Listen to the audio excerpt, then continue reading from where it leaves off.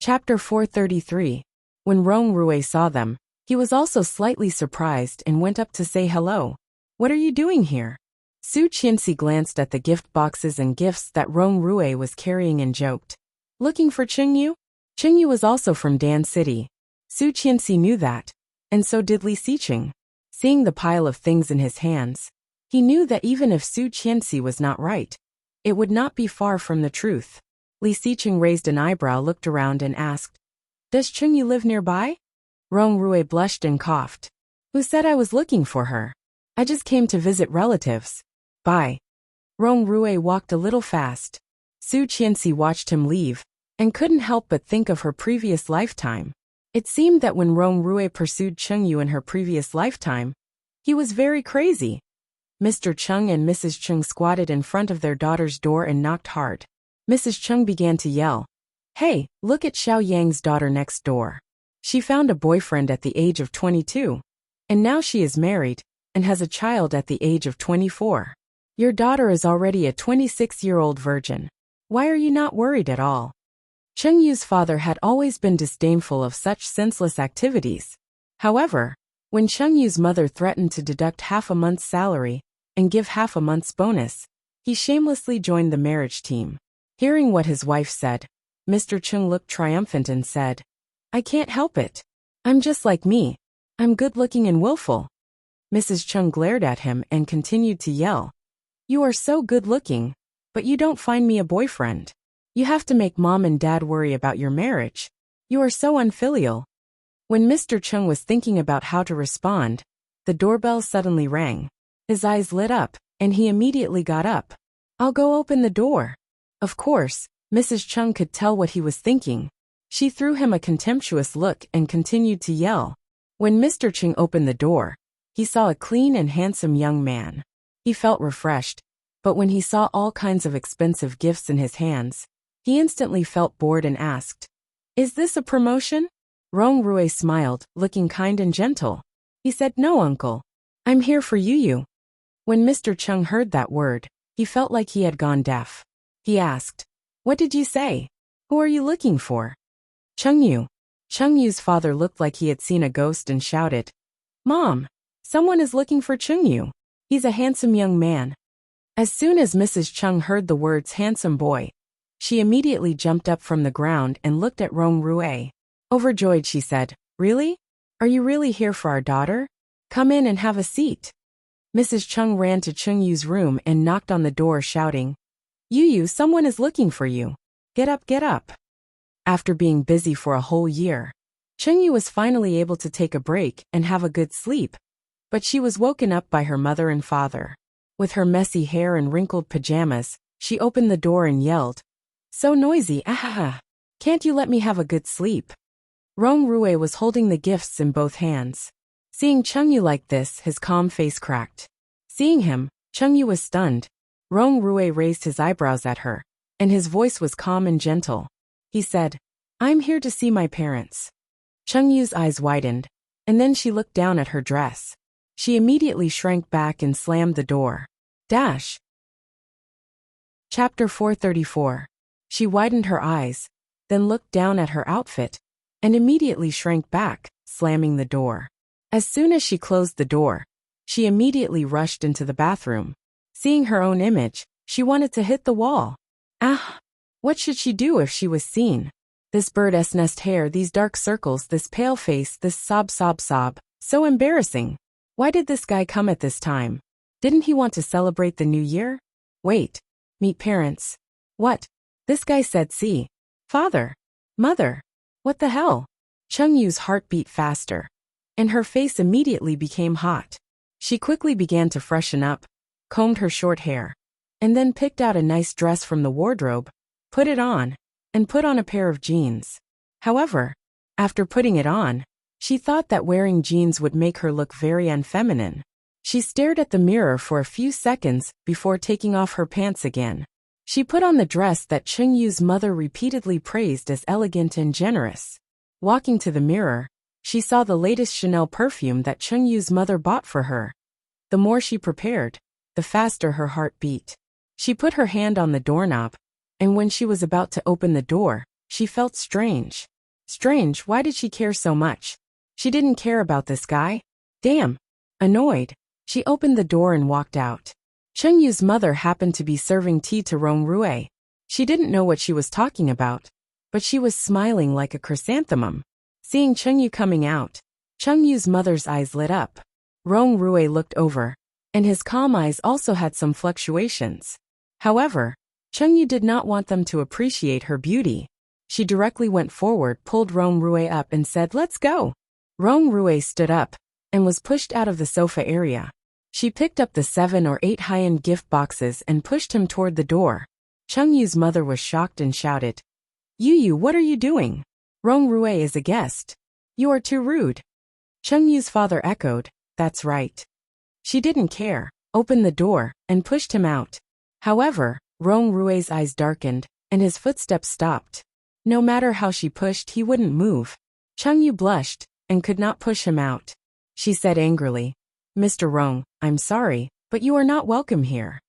Rong-Rui looked at her in confusion. "Did I do something wrong?" "You're not wrong. It's just that you're ugly. I don't want you to stain the air in my house." "Ayo, how is it ugly?" Mama Chung immediately ran over. "What a handsome and sensible young man. Don't bother about her. Come and have a seat." Chungyu was furious. "Mom, you don't know his true colors. This person is very bad." "How did it go bad? Tell me." Mrs. Chung was unconvinced. "Lil Rui is such a good child. Why do you have to defame him like this? He's a big bad wolf. He's pretending, and he's really good at pretending. Let me tell you, don't beat him up. One day, you'll be sold by him, and you'll still be counting the money for him. I think we need to talk." Rong-Rui said lightly, "You must have some misunderstanding about me. Just like last time at the airport you." Chapter 435. A smile flashed across Rong-Rui's eyes. He held her hand, took down all the things she was carrying, and put them on the ground. Then he turned around and pulled her out. Seeing this, Mrs. Chung immediately turned to look at Mr. Chung and whispered, "Do you think your daughter likes this guy?" Mr. Chung had a look that said, "You're talking nonsense," and said, "Otherwise, have you ever seen our daughter treat anyone like this?" "Oh, there's hope." Chungyu's mother was overjoyed. "I'll go prepare some good dishes to entertain our future son-in-law." When Papa Chung saw this, he pursed his lips and muttered, "Things haven't even started yet." She was pulled out by him and quickly went downstairs. She wanted to pull her hand back, but he was so strong that she could not compete with him at all. He tugged hard, but found that he couldn't take it back at all. "Let go." She sounded a little annoyed. Rong-Rui acted as if he didn't hear her. He stopped an empty taxi and dragged her into it. To Yijing Bay. Hearing the name of the place, she was dazed, then looked at him angrily, grabbed his hand hard and roared, "Let go of me. Why are you taking me there? Aren't we going to talk? I only know that place. I don't know anything else." Rong-Rui's voice was unusually calm. Seeing the strange look in the driver's eyes, Rong-Rui continued, "Besides, it's not like you haven't been there before. Didn't you enjoy it last time?" The driver finally turned around and continued to drive. She became angry and struggled with her hands and feet, yelling, "Get out of here, don't touch me, beast." "Young man, the girl doesn't want to. You're going too far," the driver said kindly. Rong-Rui glanced at the driver and said, "I'm just going to have a meal and apologize. I don't want to do anything. She thinks too much." She finally calmed down. Looking at her hand that was in pain, she stopped. The driver pursed his lips, but he didn't say anything. They soon arrived. He paid the fare and took her away. Yijing Bay was the only 5-star hotel in Dan City. Last time, Rong-Rui had rested here. At that time, when she picked him up and let him stay here, he asked, "Have you ever had a boyfriend?" She shook her head. "Then what do you think of me?" Chungyu retreated with a red face. She did not know why, but she was taken to the bed in a daze. That was her first time, and it hurt so much that tears came out of her eyes. Afterwards, he smoked a cigarette and said with a serious face, "Don't worry, I will take responsibility." In fact, Chungyu did not want him to be responsible for anything. Last time, when Tang Minjing gave birth in the hospital, she simply wanted to ask him about the video. Who knew, he said that later. and Chungyu had been holding a grudge until now. He said, I will take responsibility, you don't have to worry. Hee. Until she entered the elevator, her mind was in a mess. Looking at the elevator going up, the bright 13th floor made her shocked. She immediately reached out and pressed a random button shouting, Rong Rue. He glanced at her and pressed the number 8 until the light above disappeared. The elevator went directly to the 13th floor, and she was dragged to 1318. It was the same room as last time. She resisted, but he held her hand and quickly entered the room. Chapter 436. She only felt that his breath was hot on her face, and her heart was pounding involuntarily. Light makeup and perfume. He took a deep breath. And you said you don't like me? His voice was a little low, like a feather, tickling her heart. Her face was getting redder and redder, and she slowly squatted down and said, That is the perfume my mom bought for me. I used it for the first time. Oh, the first time was given to me. It's quite meaningful. He put his hands on her side and stopped her from squatting down. In the future, the second time, the third time, and many more times after that, it can only be mine. The first time, she reached out and pushed him away, but he was so still and could not move. Rong Rue, are you kidding me? You can't get Tang Minjing. So now you are pestering me? Interesting. Or are you deliberately approaching me in order to use me to take revenge on boss one day? Rong Rue's calm eyes finally had some fluctuations. He suddenly smiled brightly, showing a row of white teeth, and said ambiguously, You can think so. Chungyu felt annoyed. It was one thing for her to guess, but it was another thing to hear him admit it. She was not so careless that she didn't care that she was obviously being used. Gritting her teeth, she hit his chin with her head and gritted her teeth. Go to hell. He was caught off guard, covering his chin and stepping back. She took the opportunity to push him away, and her first reaction was to open the door of the room. There was anger in his eyes. He pulled her back with his big hand and threw her inside. She fell hard on the carpet and screamed. He squatted down, took her hand and said calmly, Chungyu, I am serious. Marry me. I will marry you at any time. She laughed, kicked him with her legs and sneered. Unfortunately, I don't want to marry a pervert. Pervert, he chuckled, picked her up with his big hand, and threw her to the bed. He reached out and unbuttoned his coat. Miss Chung, I can be more perverted. S&M? Have you heard of it? She was thrown onto the bed and rolled around. Hearing what he said, her heart was suddenly lifted, and she ran toward the door. She had witnessed with her own eyes how perverted Rong Rue was. When he was working for Tang Minjing, he had done all kinds of bad things. She had thought that he was one of boss's people, and would not go against them anymore. Haha. Chungyu was furious, but unconsciously her eyes were red. The door was getting closer and closer. But how could Rong Rue let her go? He rushed up and pressed her to the ground. Her chin hit the ground and she screamed. She did not know if it was because of pain, grievance, or fear. She suddenly sobbed, put her hands on the carpet, and tears flowed down. No, I beg you, let me go, Rong Rue. Seeing her tears, Rong Rue's fierce expression disappeared. He was a little annoyed. He held her up and said sullenly, Didn't you say that I'm a pervert? I'll show you. After that, she cried even more fiercely, crying out loud. Rubbing his forehead helplessly, Rong Rue got up and stuffed a tissue into her face, growling, Shut up. Chapter 437. Let's go. Rong Rue waved his hand impatiently. She was a bit confused. What did this man mean? Seeing her confused face, Rong Rue growled, Get out of here. Only then did she react. She scrambled to her feet, opened the door and ran out. However, when she got out of the door, she found that it seemed that she did not bring any money when she went out. Did she have to walk back? Although it had only taken her 10 minutes to get here by taxi, it would definitely double the time if she walked back. She hesitated in the hallway, but did not go back to Rong Rue for money. She walked down the hallway. When she got home, it was already half an hour later. She looked in the mirror in the hallway and found that her chin was a bit pale. But as long as she did not look up, she should not be able to see it. Adjusting her posture, she rang the doorbell. However, when the door was opened, she saw the face that she just swore she would never see again. Seeing her, Rong Rui smiled and said, "Dad, Mom, Yu is back." Hearing what he called her, she was petrified. Su Qianxi and Li Xiqing still did not find where Song Yifan's home was. Helplessly, she picked up her phone and asked him to pick her up. When Song Yifan picked them up, it was already 10 minutes later.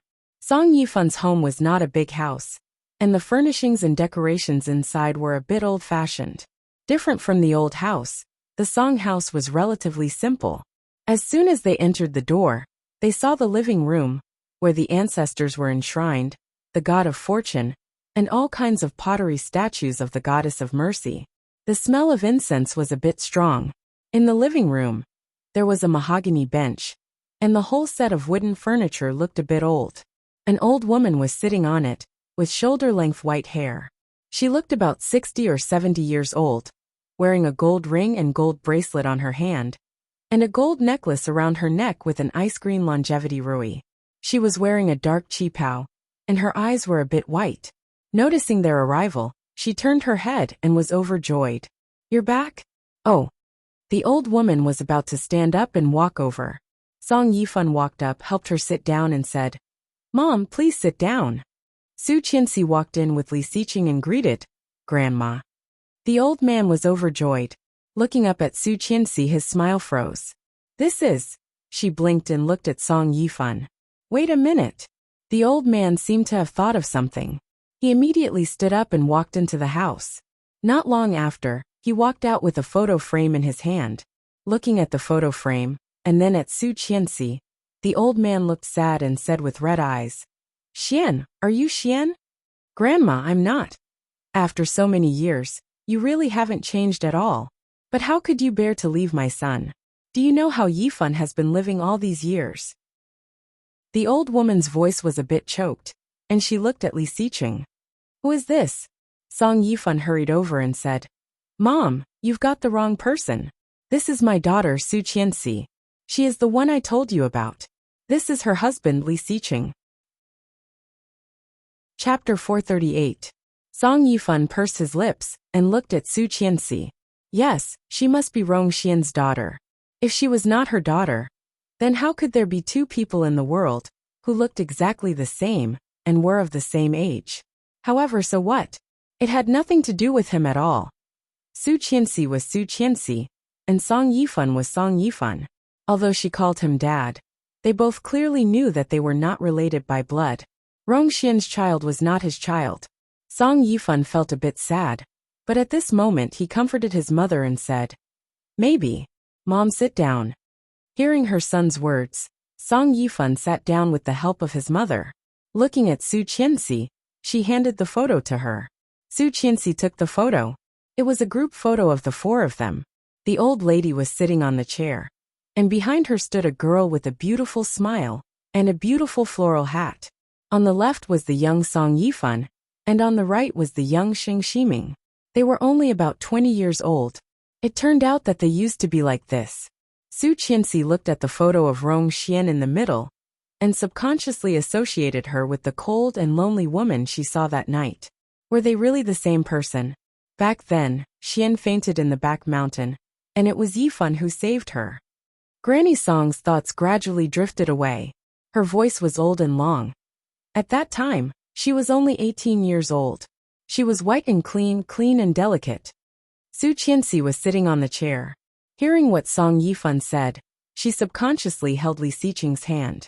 Li Xiqing gently put his hand on her shoulder, and did not say anything. At that time, Dan City was not called Dan City. It was called Danxin Town.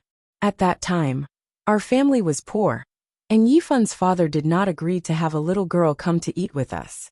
Later, Yifan begged him to let her stay. At that time, she told us that her name was Rong Xian. She had a sweet voice and was very pretty. When she smiled, she had 2 dimples. She said that she had no parents, only a brother who had died. Their hometown was plagued by a plague, so she escaped. The little girl was very diligent. She did housework for me every day. I wasn't in good health at that time. With Xian's care, my condition got better day by day. Gradually, the old man accepted her. Later, she got together with Yifan. His father and I were so happy. Then she paused, looked at Su Qianxi and asked, "Xian, Why did you disappear at that time? Do you know that Yifan is going crazy looking for you? A pair of old eyes turned white, and tears welled up in them. They were filled with accusation and blame. Su Qianxi shrank back uncomfortably and said, Grandma, I am Su Qianxi. Mom, she is Qianxi, not Xian. Xian is dead.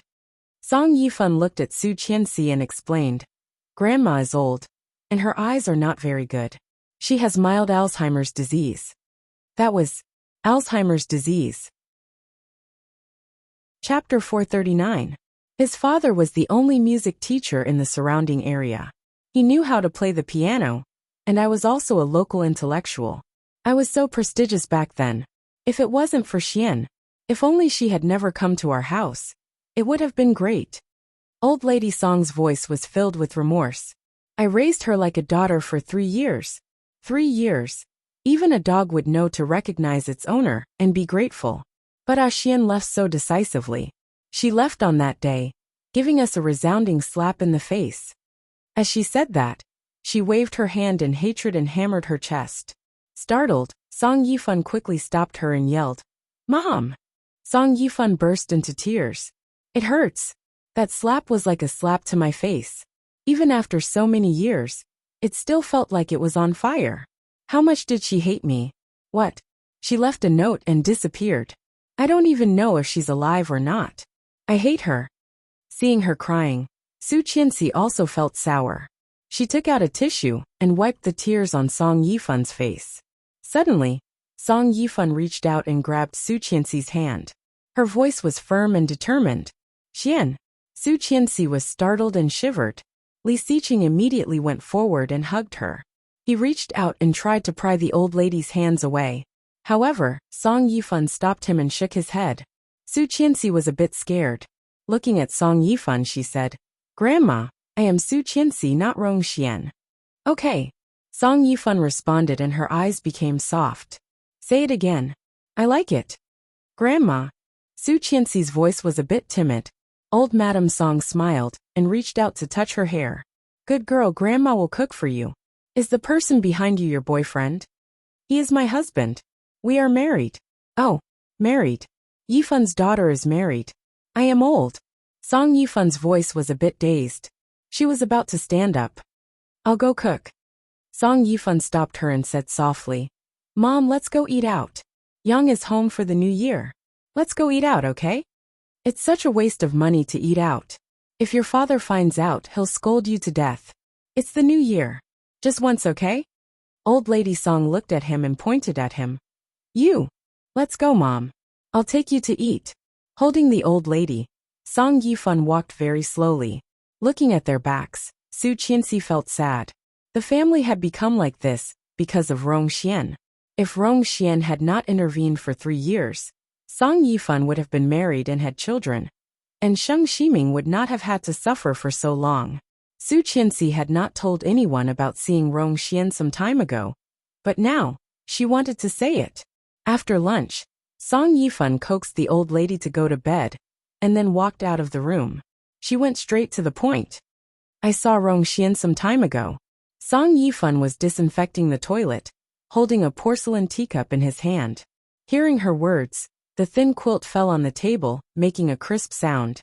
But miraculously nothing happened. Song Yifan felt the same way. Smiling, Song Yifan continued to do what he was doing and said, How is that possible? She is dead. Chapter 440. Rong Haiwe. Song Yifan frowned. I seem to have heard of that name. Quite famous, right? Major General, Li Xiqing said quietly. No wonder. I have heard of that name. They both have the surname Rong, and they both happen to appear in the hospital. Could they be brother and sister? Didn't Rong Xian have a brother? Su Qianxi asked. Song Yifan shook his head. Impossible. She lived with us for 3 years. During those 3 years, she never mentioned her brother. Occasionally, when we asked, she told us that her brother was dead. In addition, there are so many people with the surname Rong in the world. Maybe it is just a coincidence. You must be mistaken. Impossible, impossible. Su Qianxi was very sure. I also talked to her, and she told me not to call her by that name. It's disgusting. Li Xiqing glanced at her and asked, "Are you sure?" "Yes." Li Xiqing picked up the phone and called Luo Zhan. At this time, Luo Zhan was of course sleeping. When she received the call from Li Xiqing, she threw the phone away impatiently. However, the caller was not going to let it go. Luo Zhan was so annoyed that he picked up the phone and was about to yell at the caller. However, seeing Li Xiqing's name, he immediately shivered and picked up the phone. "Hello. Help me check Kingstown Second Hospital. When did you see her?" "The day she was hospitalized." "No, it was the next day.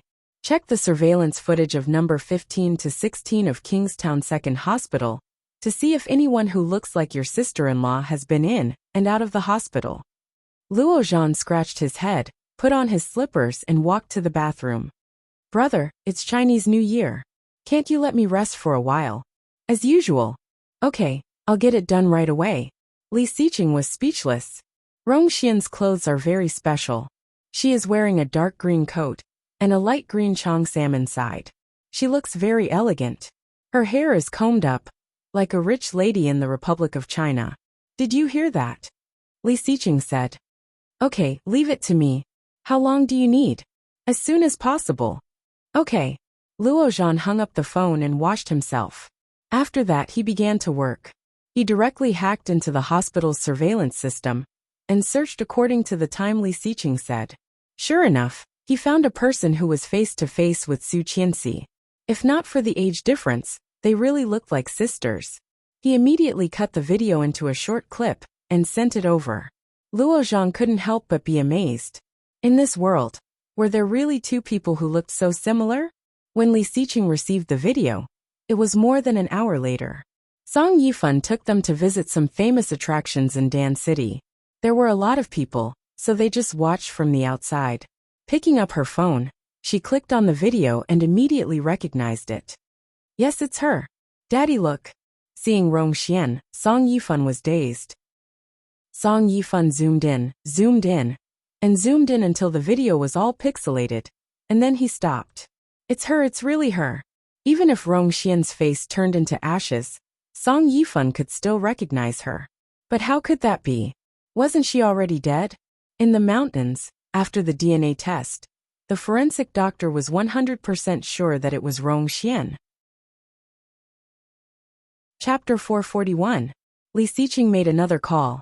Immediately, find out who this woman is, her home address and identity information. Everything. Okay. Song Yifan was no longer in the mood to play, and Li Xiqing could see that. Coincidentally, Su Qianxi was also a little sleepy, so they went back together. Coincidentally, he met an unexpected person. Moreover, there were two of them at the same time. When Chengyu was dragged out by her mother to go on a date with Rong Rue, she was extremely reluctant. However, Rong Rue, this black-hearted man, had drugged her parents when she was struggling to walk home. Not only had Mrs. Cheng been coaxed into submission, but even Mr. Cheng, who she had thought would be a little more resolute, had been completely bought over. Seeing Chengyu's mother watching from afar, Chengyu had to finish the show no matter how reluctant she was. Rong Rue took her hand and deliberately walked very slowly. Noticing her nervousness, shyness and reluctance, he was inexplicably happy. Chengyu smiled, but the smile looked forced. Gritting her teeth, she whispered, "Asshole, hurry up and get rid of my mother." Rong Rue glanced at her and said calmly, "Your mother wants to see you have a boyfriend, and she thinks I am very suitable." "How is it suitable? My mother does not know your true colors, but I do.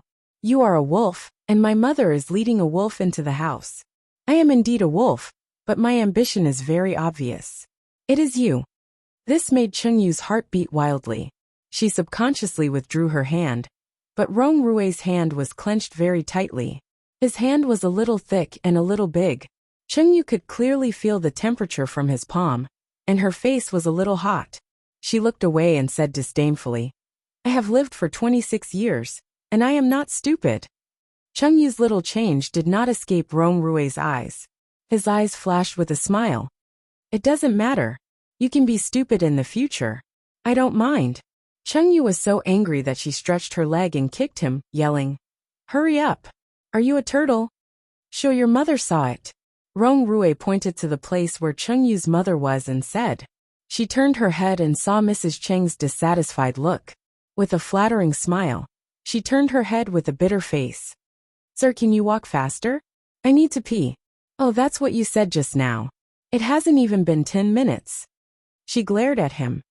I urinate frequently and urgently. Kidney deficiency. You're not giving it to me? Rong Rui smiled, revealing a row of neat teeth. He looked bright, but unfortunately, he was a pervert. Cheng-Yu was full of regret. When she looked up, she found that Su Qianxi was smiling and waving at them. Beside Su Qianxi, a tall and straight figure stood there. Seeing Cheng-Yu and Rong Rui standing together, he seemed to be surprised. His calm and cold face flashed a bit of playfulness. As if struck by lightning, Cheng-Yu's first reaction was to get rid of his hand. However, Rong Rui's grip was much more stable than she had imagined. It didn't move at all.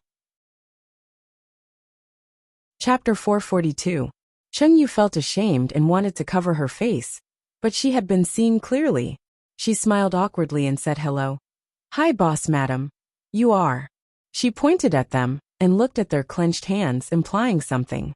Yes, we are together, Rong Rui said with a smile and raised his hand. Who is with you? Shameless. Cheng-Yu was annoyed and blushed, using her other hand to push his hand away. Let go. Rong Rui still did not move, no matter how she grabbed and scratched. Looking at Li Xiqing, he asked, What are you doing in Dan City? How could Li Xiqing explain to him? He just glanced at Rong Rui and did not talk to him. Instead, he looked at Cheng-Yu and said, Assistant Cheng, I didn't expect you to have such a strong taste. Hearing that, Su Qianxi lowered her head and tried to hold back her laughter, reaching out and bumping Li Xiqing. Sure enough, Cheng-Yu's face suddenly became as red as a monkey's butt. This time, she not only used her hands but also her feet. Kicking him hard, she finally opened her mouth and bit his hand. Rong Rui frowned in pain, but he still kept a smile on his face. He said to Su Qianxi and Li Xiqing, Excuse me. I will take her to solve a personal problem first. Cheng-Yu bit with all her strength. She tasted blood in her mouth, but Rong Rui did not let go. Hearing his words, Cheng-Yu suddenly felt a sense of crisis in her heart and was relieved. Su Qianxi saw the blood on Rong Rui's hand and felt a bit scared. Li Xiqing, on the other hand, looked at them with interest. Cheng-Yu's face was bitter and she shouted, Boss! Help me! Su Qianxi looked at Cheng-Yu, pulled the corner of Li Xiqing's clothes and said, Cheng-Yu will be okay, right? Will Rong Rui hit her? Li Xiqing was silent for a moment, watching Cheng-Yu being pulled away by Rong Rui. He frowned and said quietly, He will not hit her, but he may bite her back. Ah, no way. Su Qianxi was shocked and a little worried. Rong Rui is so ungentlemanly. Will he also bite her hand until it bleeds? Cheng-Yu's hands were very beautiful, slender, long, white and tender. If there was a scar because of this, what a pity. It won't bite. Li Xiqing curled his lips and put an arm around her waist. Let's go. Father-in-law Song is gone. If you don't bite the hand, where should you bite? Didn't you say bite me back? Su Qianxi was dumbfounded. Where do I like to bite you? Neck. She did not hesitate, but then she blushed. No way, they develop so fast. Li Xiqing's smile widened as he tapped her nose and whispered, What are you thinking about? Go back.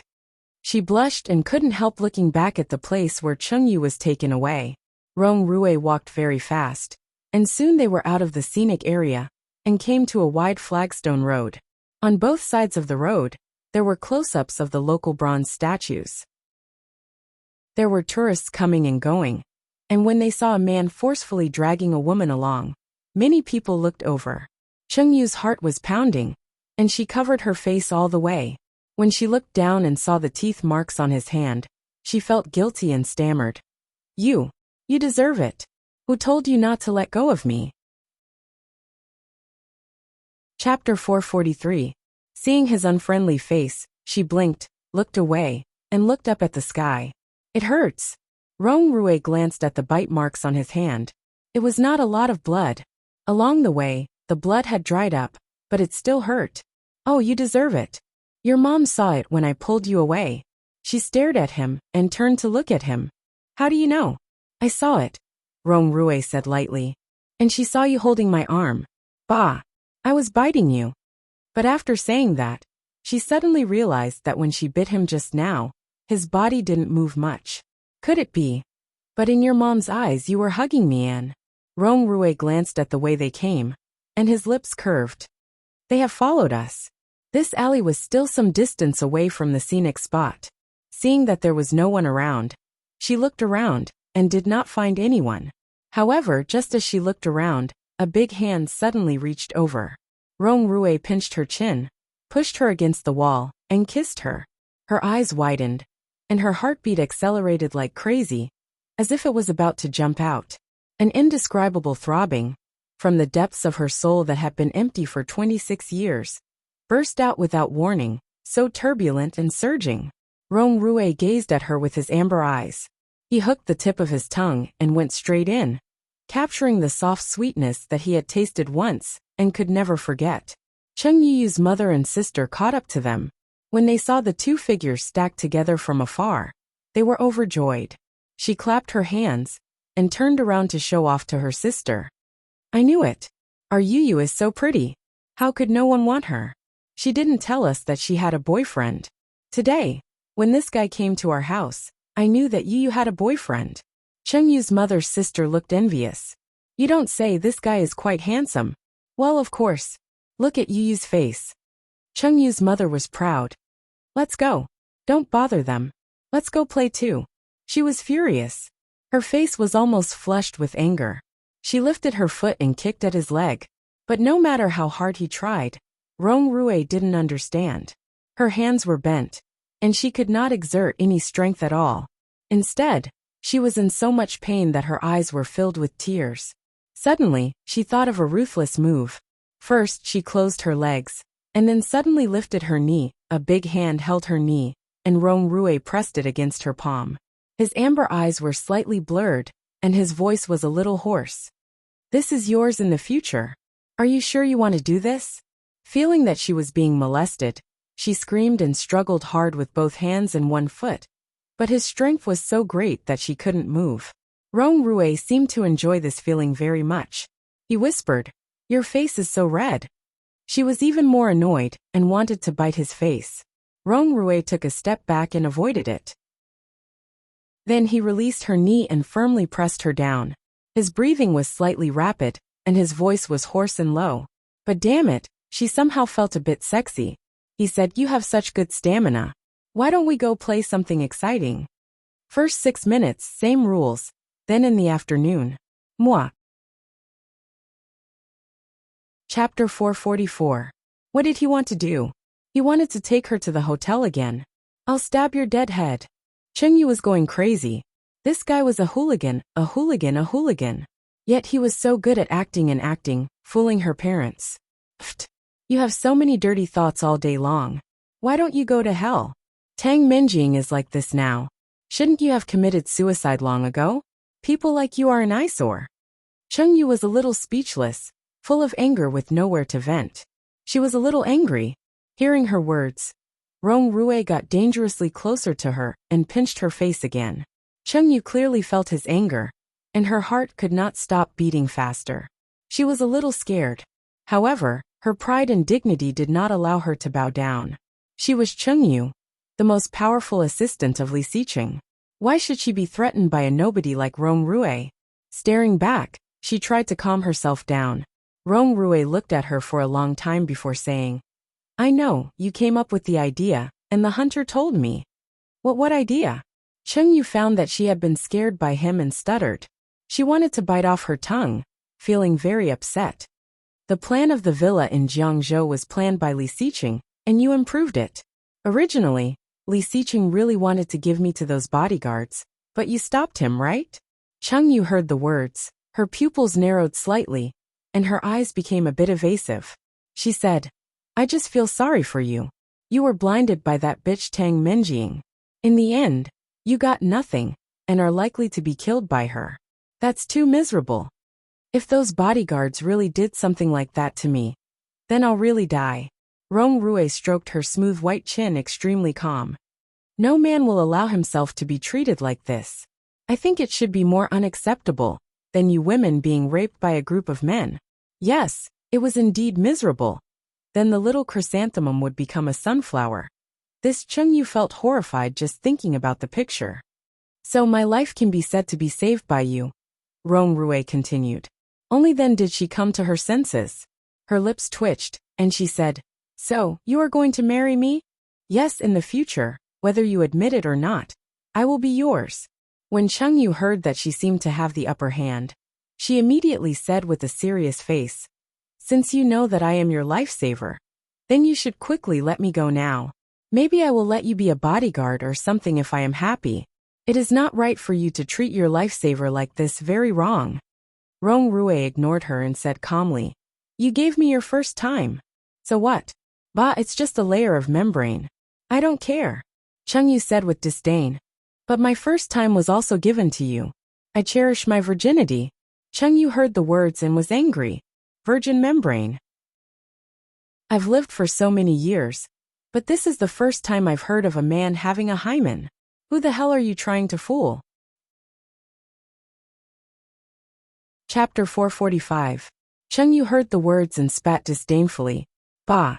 What else can there be except the urethra? I didn't expect you to be so good at biology. Of course, let me go. But how did your teacher teach you? Who said that a virgin has no hymen? How about we go back to the old place and review the whole process of breaking it? Chungyu was so angry that she wanted to bite him. This man, his skin was thicker than the wall, and his mouth was slippery. With just a few words, he had made her feel ashamed, and he was still talking nonsense with a straight face. Bah! Being pressed by him, she simply stopped struggling and asked, "You really don't want to let me go? In fact, I can let you go. How about we continue to press on in another place?" Chungyu was about to cry and whispered, "Grandpa, you are my grandpa, okay? In broad daylight, don't you know how to restrain yourself? This is my hometown, and there are too many people who know me. If I am seen, how can I live in the future?" When Rong Rui heard this, he looked thoughtful and nodded. "That's true." Seeing his look, she immediately nodded. "You see, I am such a beautiful girl, and it is not appropriate for me to flirt with such a tall and handsome man like you." Rong Rui nodded in agreement and asked thoughtfully, "If you are seen and everyone says the same thing, will you never get married in this life?" Chungyu nodded hard.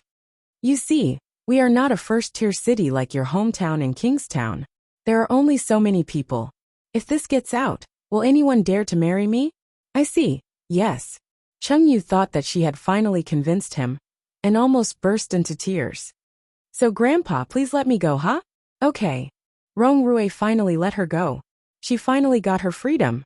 Rubbing her arms, she saw that her hands were bruised, and felt unspeakably wronged. Her first reaction was to run, but Rong Rui was not so easy to fool. He directly grabbed her with his big hand, and carried her back like a little chick. Ah! Didn't you say you would let me go? What are you doing?" "I said let you go, not let you go. Miss Chung, do you have a bad memory? Or do you have a problem with your ears?" Rong Rui looked indifferent, pulled her back, and put his big hand directly on her waist. "Let's go. Don't hug me." Chungyu slapped his hand. Rong Rui glanced at her. "If you don't want to hug me, then hug me." Then he directly picked her up. This a princess carry." She struggled hard and shouted, "You are a hooligan, do you know that? Rong Rui, I will F***ck you. I am your boss. You are welcome to F***ck me. And I will never resist." He hugged her, although she was very naughty, and succeeded in struggling several times. But Rong Rui was not willing to let her go. She was and are he. This woman was arrogant and wild. After all, he had not conquered her. Didn't he see how obedient she was in front of Li Xiqing? Rong Rui's eyes became more and more profound. After all, he had not conquered her. Didn't he see that she was so obedient in front of him? Rong Rui was very clear, and his eyes became more and more profound. After a while, they went out of the stone road and near the scenic spot. Chapter 446. She glared at him and reached out to cover his mouth. Her face was still buried, and she gritted her teeth and growled, "Shut up." Rong Rui's mouth was covered, Especially when he looked down and saw her pink ears. He felt inexplicably refreshed. His mouth was tightly covered. He opened his mouth slightly, stuck out the tip of his tongue, and hooked it on her palm. She froze and retracted her hand slightly. But immediately, she felt that she had fallen into a trap, and covered his mouth again. Rong Rui's tongue became more and more flexible, wantonly wandering around her palm. After a while, she finally couldn't stand it anymore, and retracted her hand. She wanted to strangle him. He laughed out loud and said in a low voice that only the two of them could hear. "I like to see you like this. If you are not happy, come and *ck me." She reached out and pinched his chest fiercely. Her 2 fingers pinched very, very tightly. He gasped in pain, and his face was twisted, but he still shouted, "Chungyu, don't touch me. It's not good to do that in public." "Shut up." She couldn't bear it anymore and struggled hard. "Bastard, let me down. Chungyu." That man just called her Chungyu, right? Hey, that does look a bit like Chungyu. Look at that short hair. It turns out that Sister Chungyu is so open-minded. Look at that princess hug, so romantic. Chungyu felt so embarrassed, let go of him and growled, "Are you going to let me go or not? I will call for help. Then we will be embarrassed together." "Oh, I'll let you go." Rong Rui was unexpectedly easy to talk to and directly put her down. Chungyu was a little confused, but seeing the surprised eyes of her juniors not far away, she wanted to find a hole to hide in. She stretched out her foot and kicked Rong Rui. She was so angry that she ran away. Rong Rui was in pain. He frowned and took a deep breath. He turned his head and said to those juniors, throwing a tantrum again like a child. Then he chased in the direction of Chungyu. The eyes of the juniors were red. Ah, Chungyu's boyfriend is so handsome, so gentle, so spoiled. Alas, different people have different fates. She had never been so embarrassed. Since young, when had he not been pampered in the palm of his hand? Her parents were the same, her classmates were the same, and she was the same in the company. She had a high EQ, was diligent and sensible. Since she was young, she had been surrounded by stars, and was a dazzling existence. It was the first time she had encountered such a situation. How shameful, how shameful. The more she thought about it, the more she felt wronged. As she ran, she cried in a low voice. Rong Rui's legs were much longer than hers. He ran up and grabbed her hand. "Hey!" But as soon as Chungyu turned her face, he clearly saw her red eyes. "Don't touch me." Chungyu was furious and shook his hand off. Seeing that she was crying, Rong Rui felt a little strange. He raised his hands and made a gesture of surrender. Not knowing whether to laugh or cry, he said, "It was just a joke. Are you really angry?" Chungyu did not answer him, but left him and strode away. Rong Rui followed her unhurriedly. Watching her enter the public women's restroom, he immediately stopped and waited for her outside. The toilet in the scenic spot smelled very strong. Rong Rui did not know how long he stood there. It was half an hour or 40 minutes, but she did not come out. Finally, after a woman walked in, he asked her to help him find Chungyu. The woman looked at him strangely and said, "Young man, there is a back door in the women's restroom." Wan Lily. "Miss Chung, how does it feel to be pursued like this?" "Chungyu, have you ever been bitten by a dog while walking on the road, and then being licked by it?" Chapter 447. The implication was that Chungyu had already run away. Hearing that, Rong Rui was dazed for a moment, then smiled helplessly. This woman!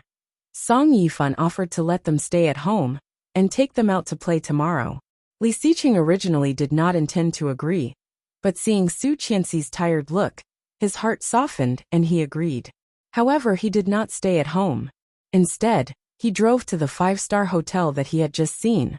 Handing the car to the doorman, Li Xiqing took Su Qianxi to the hotel and booked a suite. As soon as they entered, Su Qianxi took off her shoes and socks. Without washing her face or feet, she directly lay down and fell asleep.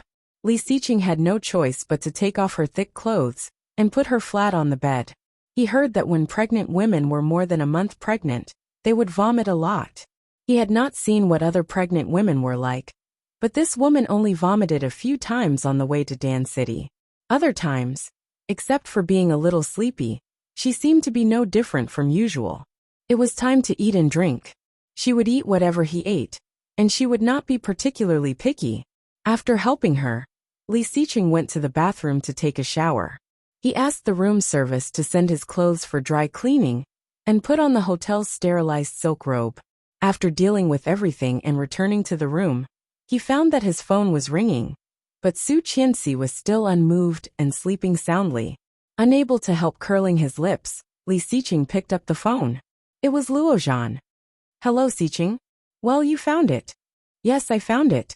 This woman's surname is Yang, and her name is Yang Rongshuan. Because she is a tutor-level staff of the Capital Arts Center, it is very easy to find her. What is more interesting is that this guy seems to be related to Tang Minjing's gunman. Guess what their relationship is? You mean Rong Rui? Yes, that guy. Rong Rui has an uncle named Rong Haiyue, a major general like your father. This Yang Rongshuan is Rong Haiyue's wife. They have a daughter together named Rong Anna. Rong Haiyue's wife. Li Xiqing frowned deeply. Is there any problem? Can you find out more about what Yang Rongshuan used to do? It is best to find out more than 20 years ago. Ah, why are you digging so deep? Luo Zhan asked, and then he thought of something.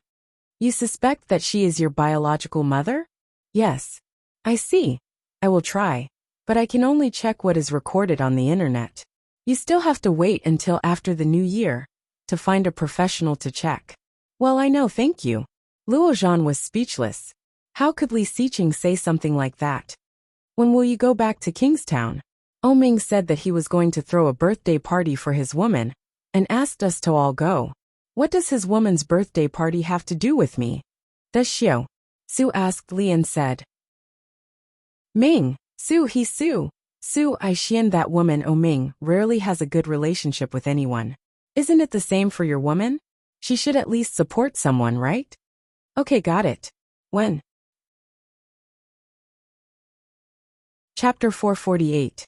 Chengyu. Li Xiqing raised his eyebrows slightly and seemed to have guessed something. Luo Zhan coughed again, his cheeks slightly red, and his eyes drifted away. Yes, after all, it's a birthday party. Of course, the more people the better. Special Assistant Chengyu is smart and beautiful. She can definitely liven up the atmosphere, don't you think? Give up. You can't get her at all. Luo Zhan, for women, could chat and be friends, but when it came to dating, he was not on the same level as Rong Rui. How could he compete? But Luo Zhan was not convinced and asked, What? Is Chengyu so difficult to get? And I am not bad looking. Although I am a bit of a homebody, at least I am a clean and handsome guy. Why can't I get her? She seems to be taken. Who? Rong Rui. Rong Rui again. Luo Zhan slammed the table and roared. This guy is deliberately going against me, right? The first 2 times we fought, he did not gain any advantage. Now even a woman wants to compete with me. Damn. Li Xiqing was silent for a moment and asked with a slight playfulness. You have worked with Chengyu for so long before. Did you have any feelings? Luo Zhan's voice stopped, and he was unable to restrain his rage as he quibbled. That's because I didn't have that thought. If I had this thought a little earlier, then with my charm, I would have crushed her beneath my fingers sooner or later. Luo Zhan clearly heard the sound of snorting on the other side of the phone. Obviously, Li Xiqing laughed. Hey, are you my brother? Why are you siding with an outsider? I don't care. You have to bring Chengyu over to me. Or I will not work for you in the future. Let's see what you can do. Li Xiqing raised an eyebrow, but he was not angry. He asked, Are you threatening me? Luo Zhan was a bit scared. To be honest, if he did not work for him, it was actually Luo Zhan who would suffer. But in this situation he could not soften. So Luo Zhan bit the bullet and said, Yes, I am threatening you. Anyway, you bring Chengyu over to me. Okay, I'll try my best, Li Xiqing responded, obviously in a good mood. Luo Zhan was about to breathe a sigh of relief, and then Li Xiqing said, I won't transfer the money to you this time. We'll offset each other. Go and check on Rong Xian. F***CK. Luo Zhan panicked. What a profiteer. You. Before she finished, Li Xiqing had already hung up. Well, the evil capitalists. Luo Zhan moved the mouse and searched for information fiercely, but the more he thought about it, the angrier he got. Why? Why is Rong Rui always against me? Is Chengyu blind? Dash haha. Chengyu was sitting on the sofa in pajamas watching a variety show, happily peeling sugar oranges and laughing her head off. Suddenly, she sneezed and rubbed her nose. Damn, who is scolding me on New Year's Day? As soon as she murmured, she heard her phone ring. It was Mrs. Chung. Hey, Yu, I'm downstairs. Ouch, I just fell when I was walking. It hurts. Chengyu was shocked and sat up from the sofa. She quickly put on the cotton slippers and ran outside. Mom, hold on. I'll be right there. Chengyu's home was on the second floor, but when she went downstairs and wandered around, she did not see Mrs. Chung. Chapter 449. Chengyu's heart was beating like thunder. At this moment, a figure came from afar. He was wearing a dark blue down jacket, and his footsteps looked steady and calm. It was none other than Rong Rui. When she saw him, she immediately turned her head and ran up to the second floor. However, when she went downstairs, the door was not closed. Now that she came back, it was locked tightly. The phone suddenly rang. It was the landline at home. She immediately picked it up. She was gasping for breath. Yu, I'm going to spend some alone time with your father today. It's not convenient for you to be here. You can find a place to stay outside. That's all. Mommy loves you. Mwah. After saying that, the busy tone of the phone was heard. Chengyu was dumbfounded. Didn't she say she fell down? Didn't she say she was injured? What the hell is a two-person world? Where did you learn to kiss? Hearing the calm and gentle footsteps behind her, she finally understood that she had been sold. Damn. Chengyu kicked the door hard.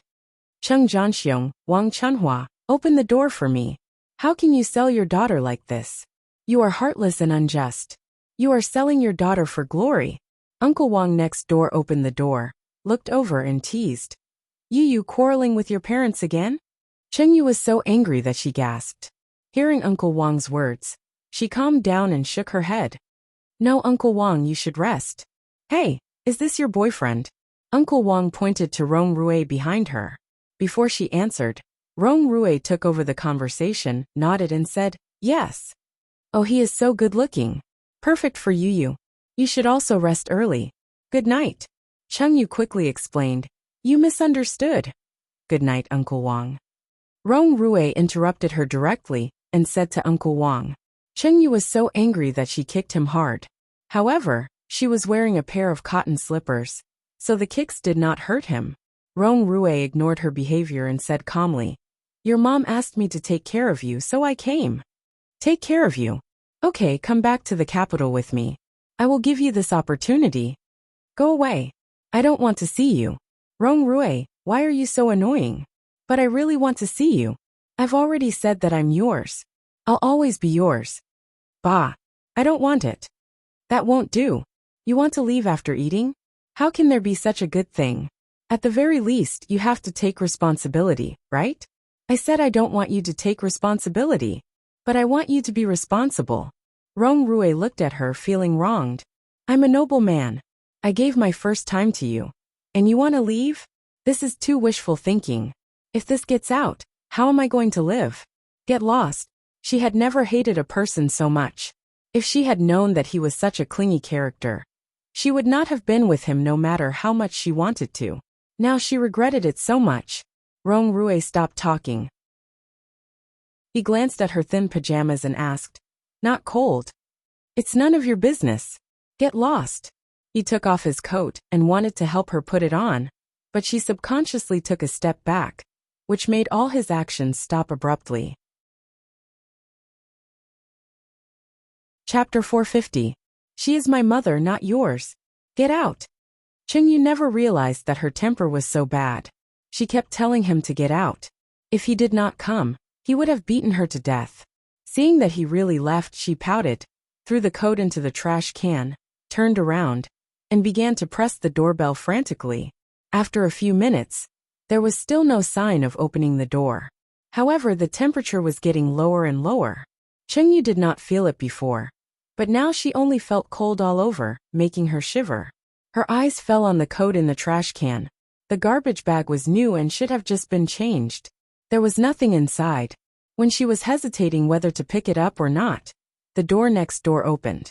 Carrying 2 garbage bags, he threw them directly, then looked at her strangely, turned around and left. Chengyu wanted to cry, but there were no tears. She finally realized what it meant to die. She turned around and continued to press the doorbell. She was so cold that she could only shiver. She shouted in a trembling voice, Mom, my good mom, do a good deed and open the door for your daughter." No response. Chengyu continued to shout, "Dad, my good dad, I am your daughter. Even you don't want me anymore?" Her father's heart was sour, and he almost couldn't help but get up and open the door for her. However, seeing the warning look from her mother, he finally calmed down. "Am I really your biological child or not? Why are you doing this to me? I will freeze to death." No response. Chengyu's nose was red from the cold, and her nose was running. Holding her arms, she walked to the stairs and sat down, staring at the door. His eyes were fixed on the door. However, after several minutes, there was still no movement from the door. What the hell? Chengyu stood up irritably and went downstairs. There was a 24-hour convenience store at the entrance of the community. Chengyu asked for a cup of hot coffee. When she was about to pay with her mobile phone, she pressed the button and found that there was only 1% battery left. Her eyes widened and she shouted, "Hurry up, there is no battery." The waiter quickly handed over the scanner, but it was still a step too late. Chiba. Chengyu was going crazy. She slammed the phone on the table, scaring the waiter.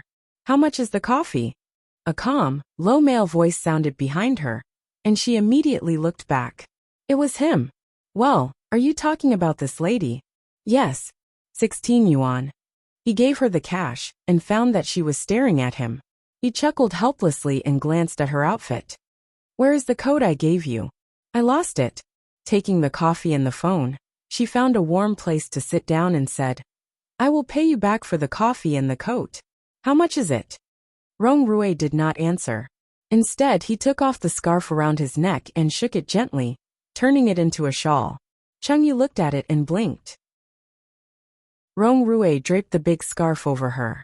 His movements were not big, as if he was carefully testing her. She did not refuse and let him put it on her, curling up comfortably. Much warmer. The scarf was full of his scent. She drank her coffee, bowed her head and said, "I will give you money for this too. How much is it?" Chapter 451. Chengyu knew what he wanted. Hearing his words, she inexplicably felt a little humiliated. Did he think that she would sleep with him for a cup of coffee, a coat, and a scarf? Ha ha. Chengyu put the cup on the table, pulled off the scarf on her body, and threw it back at him. Then, she picked up the coffee and walked to the cashier. Chengyu smiled and said, "Hello. I am a resident in room 203 above. My name is Chengyu. I used to order delivery here. I don't have any money with me now. Can I?" "Enough." Rong Rui strode over and pulled her hand. "Are you done? Come with me." Chengyu was caught off guard. Half of the cup of coffee also shook and spilled on her hand. The hot liquid made her gasp. He also knew that he had made a big move, but the anger in his heart was burning more and more fiercely. What did she think of him? He was clearly in front of her, and she could rely on him. How could she think of borrowing money from a girl she didn't know? Reaching out and pulling out a pack of tissues on the counter, he took down the coffee in her hand and took out a tissue to wipe it for her. Chengyu shook him off, stared at him, and strode out of the convenience store. This was simply the worst luck of 8 lifetimes. If it weren't for him, she should now be at home watching TV comfortably. How could she be driven out by her parents like this? He took out a bill, slapped it on the cashier without looking at it for a long time, and then directly chased after her. It was windy outside. Chengyu was only wearing a long-sleeved lavender pajamas. Being blown by the cold wind, she shivered and folded her arms. Rong Rui was behind her, wrapping the scarf around her without any explanation. Then he took off his sweater, grabbed it, and put it on her. Chengyu was a little hurt by his rough movements and shouted, "What are you doing?" He did not speak, but directly pulled her hand up and put it on the sleeves of the sweater. After that, he pulled off the scarf on her body and put it around her neck. Perhaps it was because of the pain or the grievance that she had been holding back all night. She inexplicably felt a lump in her throat. Holding her hand, Rong Rui walked in front of her quickly. She couldn't keep up with him and stumbled, dropping a cotton shoe. "My shoes!" she shouted. He stopped and found that she didn't even wear socks. Rong Rui's anger surged for no reason as he roared. "What the hell are you doing? You don't even wear socks. Are you hiding them to eat?" Chengyu was inexplicably yelled at. She was so angry that she couldn't breathe. She shouted back, "What the fuck are you yelling at? What's so great about wearing socks? Try one. That king retard. Let go." Rong Rui's hand was thrown away, and he saw her go back to pick up the shoes. Under the cold wind, his thin and small body was covered with a large sweater. He was wearing clothes that fit him perfectly, but it reached the center of her thighs.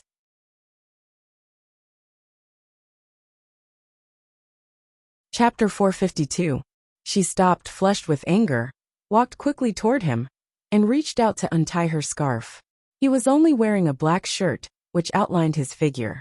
It was very nice, but in this cold wind, it was a little thin. She threw the scarf away and reached out to take off her sweater, but he held her in his arms. "What's the hurry? Take it off later." "Take it off later." She was so embarrassed that she twisted her body. "Don't touch me, don't touch me." But no matter how she struggled, he did not let go. She was furious, and took the opportunity to slap him in the face. Rong Rui was slapped hard in the face. He was stunned for a moment, and then his face fell. It was not very painful, but it was the first time in his life to be slapped by a woman. She saw his face change and was shocked. Before she could react, she was carried by him and walked to the side of the road. "Hey, what do you want?" He did not answer. Reached out to stop an empty taxi, opened the back seat, threw her in and sat down. "To Yijing Bay." "Rong."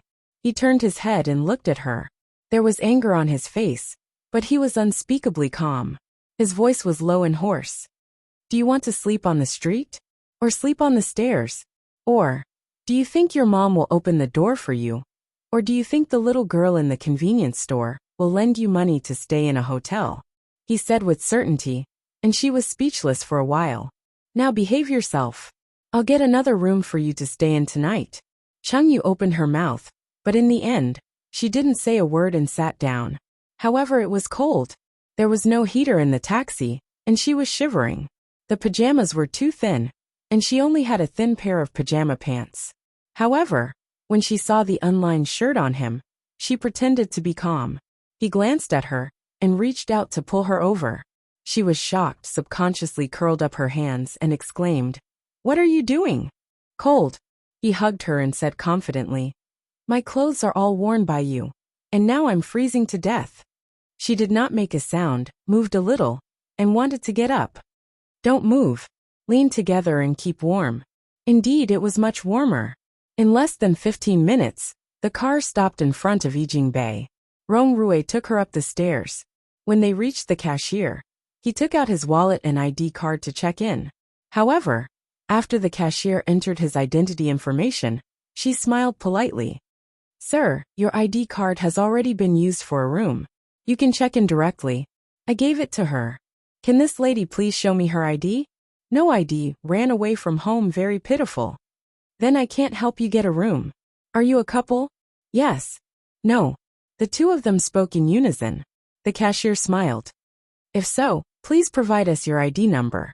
We will verify your identity online. After confirming it, you can stay in the same room as this gentleman." "ID number, tell her." Chengyu stomped her feet and said, "I'm going home." He pulled her back and said, "I booked a king-size room, enough for 2 people." However, she was not just disgusted by this. Wan Lily. "Oh, the little white rabbit is in the wolf's den. Can't you see that?" Chapter 453. But, no buts. It's a 2-meter bed. You sleep 1 meter, and I sleep 1 meter. Is that enough? Chengyu clearly saw the smiles on the faces of the cashiers. No matter how thick-skinned she was, she couldn't help but blush. She read out the ID number. After the cashier checked it, she invited them to check in. Inside the room, Rong Rui went directly to the bathroom. After a while, the sound of running water came out. Chung Yu's heart was beating fast, and she couldn't help but be nervous. He went to take a shower. However, what about her? Did she have to take a shower too? She struggled, took off his sweater, folded it, and put it on the chair. The air conditioner was turned on in the room, and the temperature was very high. She felt comfortable and warm all over. Charging the phone first, she glanced at the side of the bed and saw the shameful warm reminder. There are safety products in the drawer. Oh, seeing these words, her face was a little red. There were a few bottles of mineral water on the table in the room. Chung Yu unscrewed one of the bottles and drank half of it. Just when she stopped, she heard the sound of the water in the bathroom stopping. She was shocked, quickly screwed the cap, went to the counter, picked up her phone, and turned it on, pretending to play with it. However, the phone could not be turned on. She pressed the power button hard, but there was no response for a long time. She remembered that when she was in the convenience store, she slapped the phone hard. No way, the quality was so bad? The bathroom door was open and her back was stiff. Her heart was beating as fast as a motor. Rong Rui came out, wearing a beige checkered pajamas. Obviously, it was his own. He was drying his hair with a towel in his hand. Seeing her back to him, he shouted, "Hey, go take a shower." I don't want to. I have no clothes to wear." Chung Yu's face was hot, and her voice was a little stuttering. "You are so dirty and you smell." "No way." She stood up, turned to look at him, and raised her head confidently. "I just took a shower at home. I don't want to." "Then you sleep on the floor. If you don't take a shower, I won't sleep with you." Rong Rui dried his hair and sat on the bed. "I'll sleep on the floor. I can't get up. Who wants to sleep with him? Shameless." She pursed her lips and sat down on the carpet, fiddling with her phone in her hands. After a long silence, Rong Rui said, "Hey, I was joking." She ignored him. "Come on up, the floor is filthy." She still ignored him. Rong Rui sighed, got up, and lifted her up under her armpits. She exclaimed. When she came back to her senses, she had been thrown onto the bed, and the big bed shook gently. Rong Rui lifted the quilt and covered her. "Sleep well." Her face was covered, and she was a little annoyed. "Are you King sick? Don't you know this will scare me to death?" Rong Rui did not speak. He took down the quilt, spread it, and lay down. She lay on the edge of the corner, folded her arms, and only covered a corner of the quilt, for fear that he would suddenly attack. "Why are you hiding so far away? I'm not going to eat you. Come closer." Chapter 454. Su Qianxi slept very soundly. Being held by him, she suddenly giggled in her sleep. Li Xiqing was looking for information on his mobile phone. Hearing her sudden laughter, he couldn't help but laugh too. Su Qianxi was woken up by her own laughter. Opening her eyes and realizing her posture, the smile on her face was even wider. She put her arms around his waist and shrank into his chest. "What did you dream of?" Li Xiqing threw the phone aside, held her and whispered, "Why are you laughing so happily?" Su Qianxi laughed even more and snuggled in his arms. She said, "I dreamed that I had a pair of twins, a boy and a girl. But you only like to hold the girl. And the boy climbed on your head to poop, ha ha ha." Li Xiqing heard that, tapped her nose and whispered, "Then I will spank his little butt. The little guy is too bad." But after saying that, he inexplicably felt that it might come true. Looking down at her belly, he stroked it with his big palm and said helplessly, "Why is it only a little more than a month?" Yes, why is it only a little more than a month? Time passes so slowly. Su Qianxi also touched her belly. It was very flat. If she did not look closely, she would not find that it was a little higher than usual. When will it be 3 months? It's so hard. Su Qianxi was speechless and punched him. "Can't you think of something else?" Li Xiqing smiled, grabbed her hand, stretched out his leg, and pressed it on her leg. His voice was low and mellow, with a bit of a smile. "Of course, I want to have 2 boys and 1 girl. I want to train the 2 sons to be the guardians of our daughter." "Do you really like girls?" "I like whatever you give birth to." "How about boys compared to girls?" "Girls." Li Xiqing did not hesitate. "They will definitely be like you. But I want to have a boy like you. A boy can have 2. What about family planning?" "Let them find me. I'm not afraid." Su Qianxi chuckled. This was what it meant to be rich. Aren't you tired? You drove for so long today and walked for so long. Not tired. Right, I found out about Rong Xian. Li Xiqing repeated what Luo Zhan had just told him to her. Su Qianxi was stunned. Yang Rongshuan. Yes, that's why father-in-law Song couldn't find any news of her all these years. It's not that she is dead, but that she has changed her identity, and she is Rong Haiyue's wife. With the power of Song and lawyer Sheng, they can't find out anything about him. Her eyes widened. No way. Rong Haiyue's wife is Rong Xian? Well, I can't be sure of their exact relationship. On the 6th day of the new year, I'll take you to the imperial capital to thank them. While we're at it, we can also ask them. She had wanted to thank him for a long time. After all, her life was saved by Rong Haiyue. However, such a piece of news was no different from a heavy bomb to her. Song Yifan was not her biological father, and Rong Haiyue was Rong Xian's husband. Don't think too much. Li Xiqing stroked her face. The possibility is very small. Rong Haiyue will not let his own flesh and blood wander outside. Now sleep. She pouted. How do you know what I'm thinking? Chapter 455. Okay. She closed her eyes obediently, but she couldn't fall asleep. Looking up, she saw a pair of deep dark eyes. She pursed her lips, looked up and kissed him. Good night. A goodnight kiss is not like this. He held her head and kissed her lips. The kiss deepened and became extremely gentle. She put her hands on his back and held him in an intoxicated way. In the end, she gasped. Blushing, she lowered her head and did not dare to move. He held her, slightly curled his lips and closed his eyes. In the other room of Yijing Bay, he pulled her to the middle and covered her with the quilt. Then he turned off the light and did not move again. She quietly moved to the side, her back stiff, and did not dare to move. Until she heard the even breathing sound next to her. She breathed a sigh of relief. Damn. It was so exciting. Quietly getting up, she groped in the dark to find the bottle of mineral water she had just drunk. Her eyesight was very good during the day, but at night, she was night blind. It was dark everywhere. She leaned against the wall to find the table, but in a moment of carelessness, her toes were knocked down by the edge of the carpet, and she fell forward. The sound of her fall was very loud in this quiet night. She almost cried out, covered her mouth, and quickly got up from the ground, looking behind her.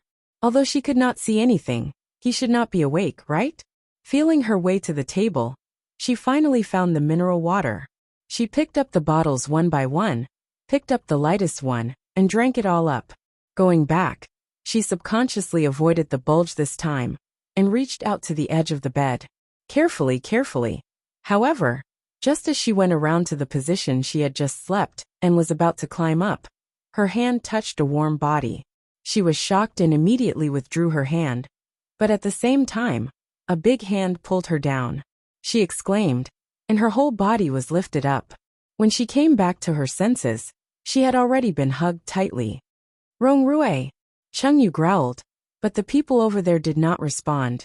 She suddenly remembered what he had warned her when he had just been imprisoned by Li Xiqing. I have sleepwalking. You'd better not be here.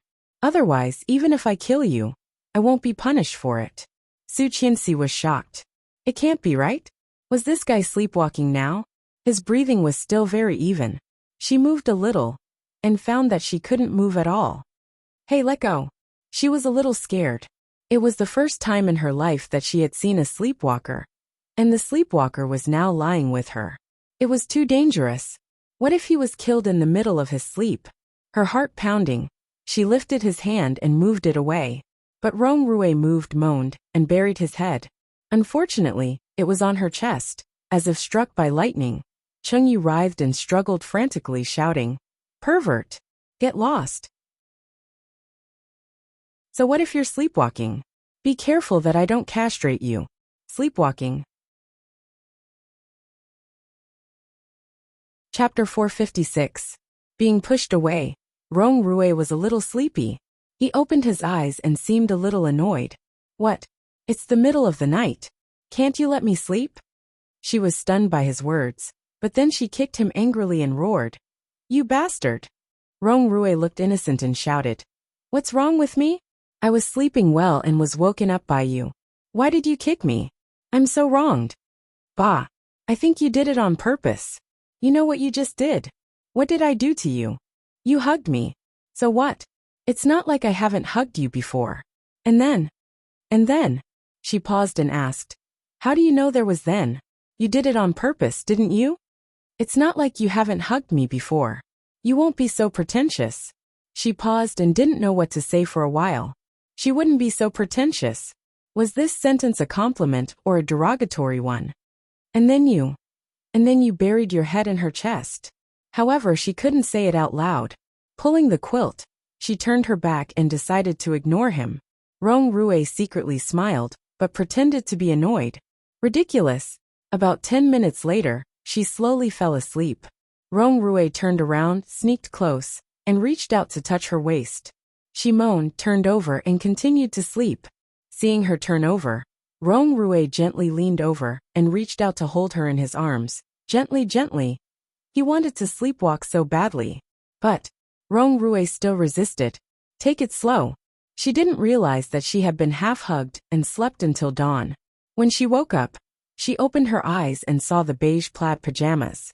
Her eyes widened and she pushed him hard. She immediately sat up and lifted the quilt to look at herself. Fortunately, Rong Rui couldn't help laughing, but he quickly hid his smile. He got up and threw a paper bag on the chair to her. She was shocked. When she took it, she found that it was a set of clothes. From inside to outside, from big to small. She glanced at the bra and found that the size was exactly the same.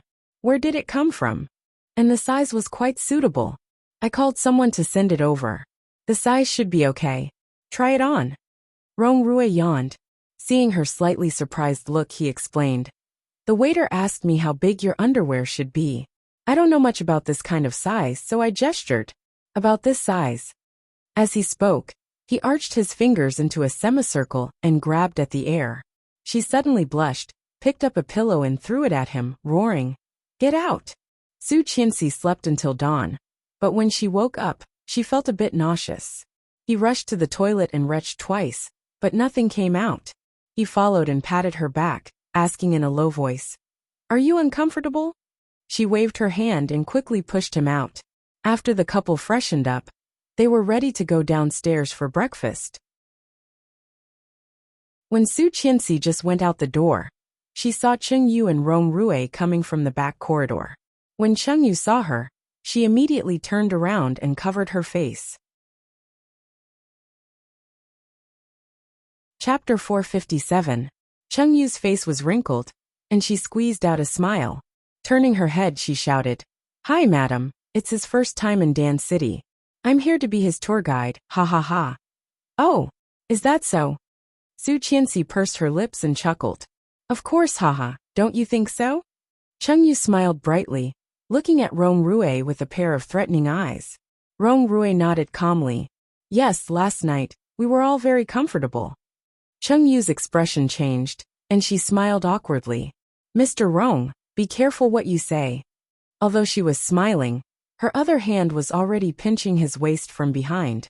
Rong Rui frowned, looking innocent, and said with a forced smile, "Did I say something wrong? I did not expect that you and Mr. Rong have such a good relationship." Li Xiqing came out, holding Su Qianxi's small bag. Su Qianxi took the bag and put it on her shoulder. She reached out and took Cheng Yu's hand, saying, "Let's go and have breakfast together."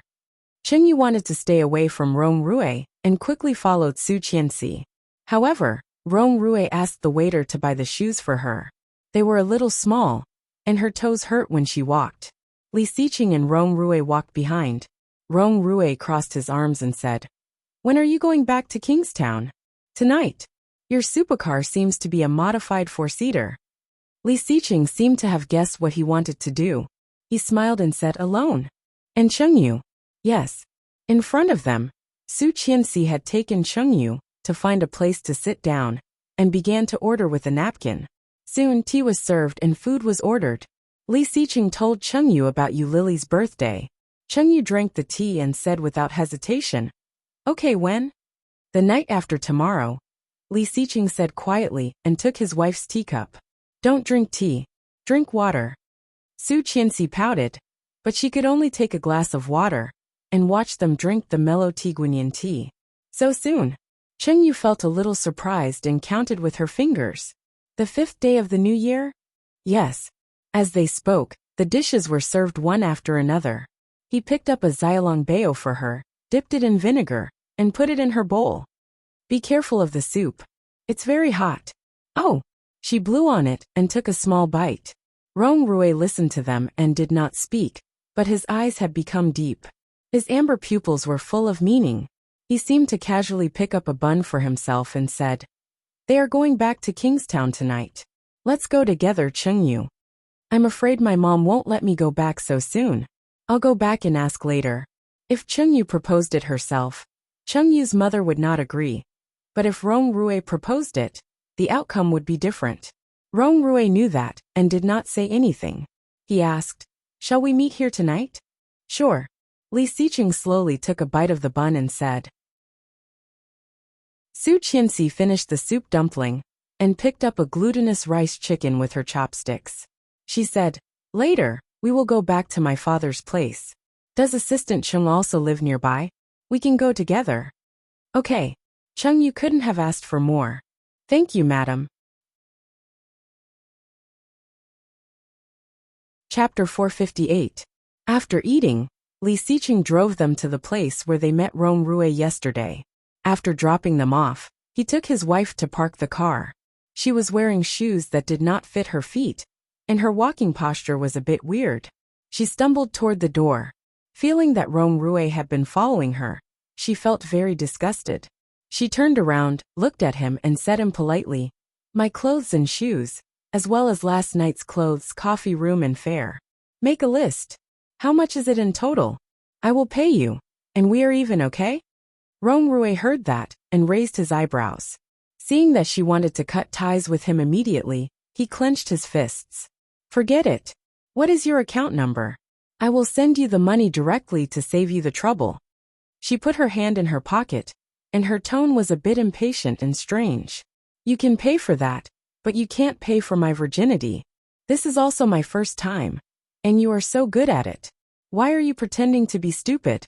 Society is so messy, and you are so devoted to that B*TCH Tang. Who knows you?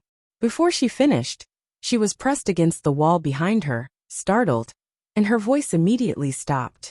Rong Rui's eyes were filled with anger. A pair of amber eyes stared at her, as if he wanted to tear her into pieces. Seeing him like this, she was a bit frightened. But after all, she was a person who had seen a lot.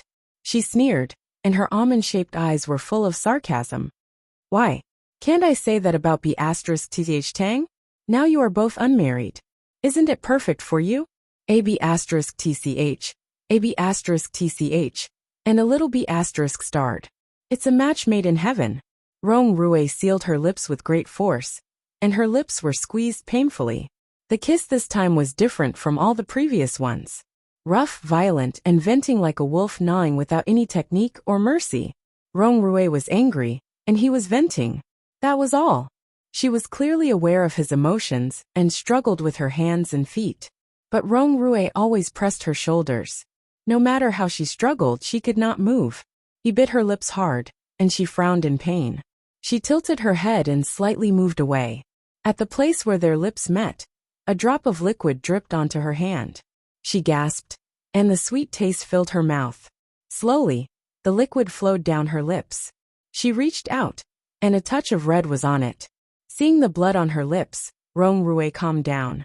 He reached out and gently rubbed the blood on her lips, but she turned her head and looked at him coldly. Cheng Yu, listen. Bah! Cheng Yu spat, and the blood gushing from her lips sprayed all over his face. Pervert! Rong Rui closed his eyes and wiped his face. A few streaks of blood immediately appeared on his face. She pushed him away with all her strength, sneered, and then ran away. Rong Rui looked at her from behind. His clenched fists tightened and loosened and tightened again. Finally, his fists drooped in defeat. She had no money or keys. When she arrived at the door, she pressed the doorbell desperately. After a few minutes, Someone came out to open the door. Chapter 459. Hearing her mother's words, Chungyu sneered, walked into the room with a gloomy face and warned, "If something like last night happens again, Mrs. Chung, let's break off the relationship." As he spoke, he slammed the door hard, making a bang sound. Chungyu's mother suddenly felt that something was wrong and immediately called Rong Rue to ask about the situation. In the evening after dinner, Li Xiqing's car was waiting at the gate of Yijing Bay. Rong Rue got out, but Chungyu did not come. It was not because Chungyu's mother refused, but because Chungyu did not want to see Rong Rue. She was afraid that she hated him more than before. Rong Rue was well aware of that. So when Chungyu's mother called him, he did not say anything that he should not.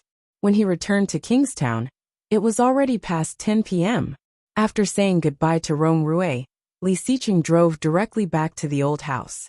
However, he never expected that as soon as he got home, he was greeted with a big fight.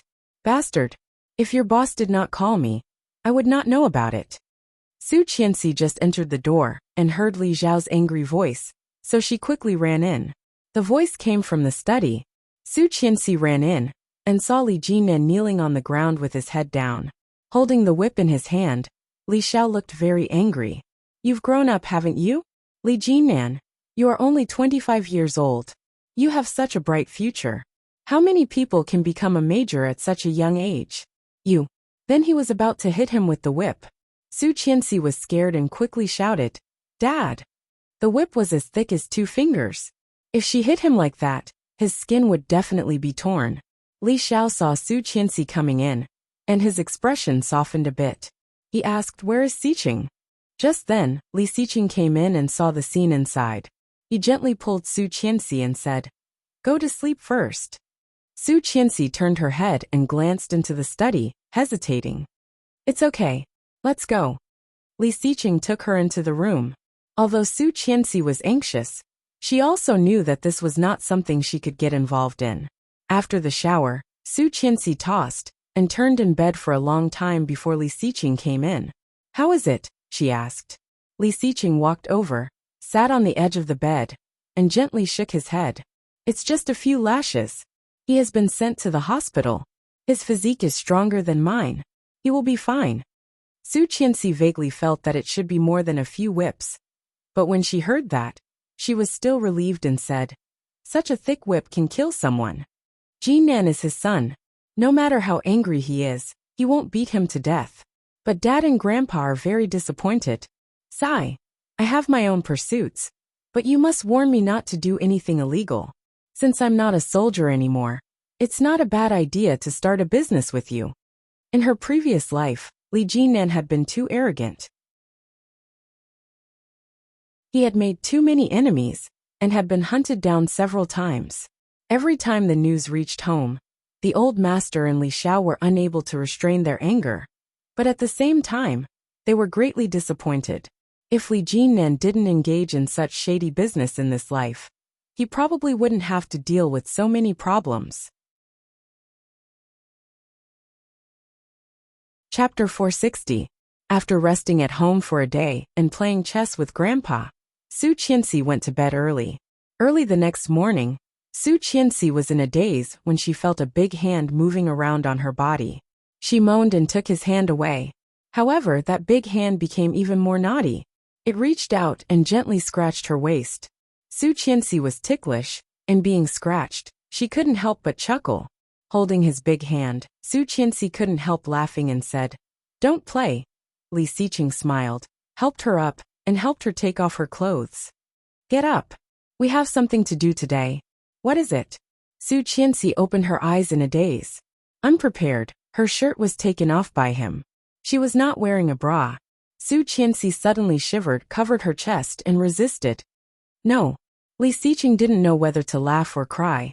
Poking her nose, he handed her the clothes he had prepared. "What are you thinking about? Put it on." Su Qianxi was embarrassed. Blushing, she took the bra and gave him a stare. Seeing this, he leaned over and whispered, "If you want, I can also." "No." She pushed him away. "It will hurt the baby." "What are you thinking about? I said I can help you put it on." Li Siqing took the bra from her hand and put it on for her. Bending down slightly, he buckled it for her, almost hugging her. Su Qianxi blushed again, and the blush spread to her ears and neck. Seeing this beautiful scene, Li Siqing held his breath. He did not rush to step back but hugged her, his lips falling on her earlobe, gently sucking. Su Qianxi shivered and put her hand on his chest. Her throat made a low sound, but she quickly bit her lip and whispered, "Didn't you say we have something to do today? Stop biting." He took the dress he had just prepared for her and put it on for her. Su Qianxi was also wearing it. With a smile on her face, she muttered, "I'm just pregnant. It's not like I can't take care of myself. You dress me every day. What if I can't find my own clothes in the future? Then I'll help you wear it until you're old." Li Siqing rubbed the tip of his nose against hers and kissed her on the lips. "Now, Mrs. Li, please raise your hand and put your sleeve on first." "Yes, Mr. Li." When she put on her clothes and went out, she found it was already past 11 p.m. No wonder he came to wake her up. After eating something to fill his stomach, it was time for lunch. Li Jinnan had stayed in the hospital for the entire day yesterday. He was much better today. In the past, Li Jinnan always wore thin clothes. Today he looked especially bloated, and his face was a little pale. Seeing Su Qianxi, he greeted, "Sister-in-law." "Uncle, let's eat." Li Jinnan smiled and raised his hand. It was a bit difficult for him to pick up chopsticks, so he inhaled and ate. "Why didn't you stay in the hospital for a few more days? There are nurses there to take care of you. It's too inconvenient to go home so soon."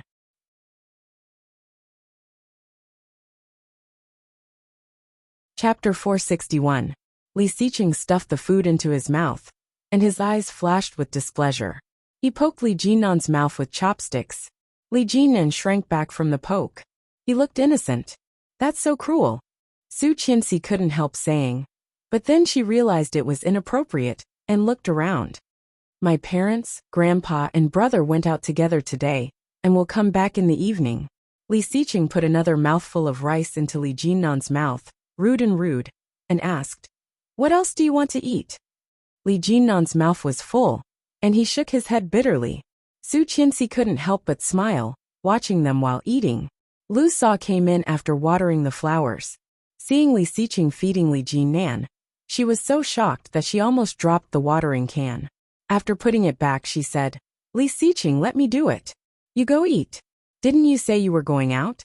Li Siqing immediately handed over the bowl and chopsticks. Li Jinnan also breathed a sigh of relief and glanced at Lu Sa gratefully. Jesus! Although it was an honor to be fed by Li Siqing, the way he did it was too rude. Li Siqing went to his seat to eat, but after a few bites he suddenly looked up and said, "Honey, I want to eat that." He pointed to the food not far from Su Qianxi. Li Jinnan finally swallowed the mouthful of rice and rolled his eyes.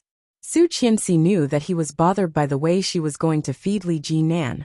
Pursing her lips, she secretly smiled, picked up a piece, and put it to his mouth. Li Siqing opened his mouth gracefully and glanced at Li Jinnan. Li Jinnan gave him a contemptuous look. "Don't you know how to show off your love?" Li Siqing did not mind at all. He opened his mouth again and put the chopsticks that Su Qianxi handed over satisfied. After dinner, Li Jinnan was helped back to the room by Lu Sa, and Li Siqing took Su Qianxi to a nearby mall. "What are we going to do?" "Go shopping." Li Siqing seemed to be in a very good mood. He parked the car and took her upstairs. Su Qianxi didn't realize what he wanted until she was taken to the maternal and infant level. The child is only slightly more than a month old. So soon? Not soon, only 8 months. In fact, Li Siqing simply wanted to help the child pick out some nice clothes. After the new year, he would probably be very busy again. The smile on her face widened as she took his hand and walked into a shop. Children's clothes were very small. Su Qianxi picked one up and felt that the clothes were incredibly small. She asked, "Newborn babies are so small?" The salesperson walked over politely and began to introduce the products to her. In the end, she asked, "Do you want to buy a boy's or a girl's? We have clothes from birth to 3 years old." "Both." She found that they were all in the pink color of a little girl. "We have twins, 1 boy and 1 girl." Su Qianxi was shocked and excited. How did you know? You said it. Su Qianxi heard that, and her excitement died down. She pouted and said, I was dreaming. Dreams will come true. Li Xiqing came over and rubbed her hair. A pair of cold and deep eyes gazed at her with deep affection. His red lips slightly curled. It was not a big smile, but his good mood was revealed. It is said that the dreams of pregnant women are the most accurate. It must be twins, a boy and a girl.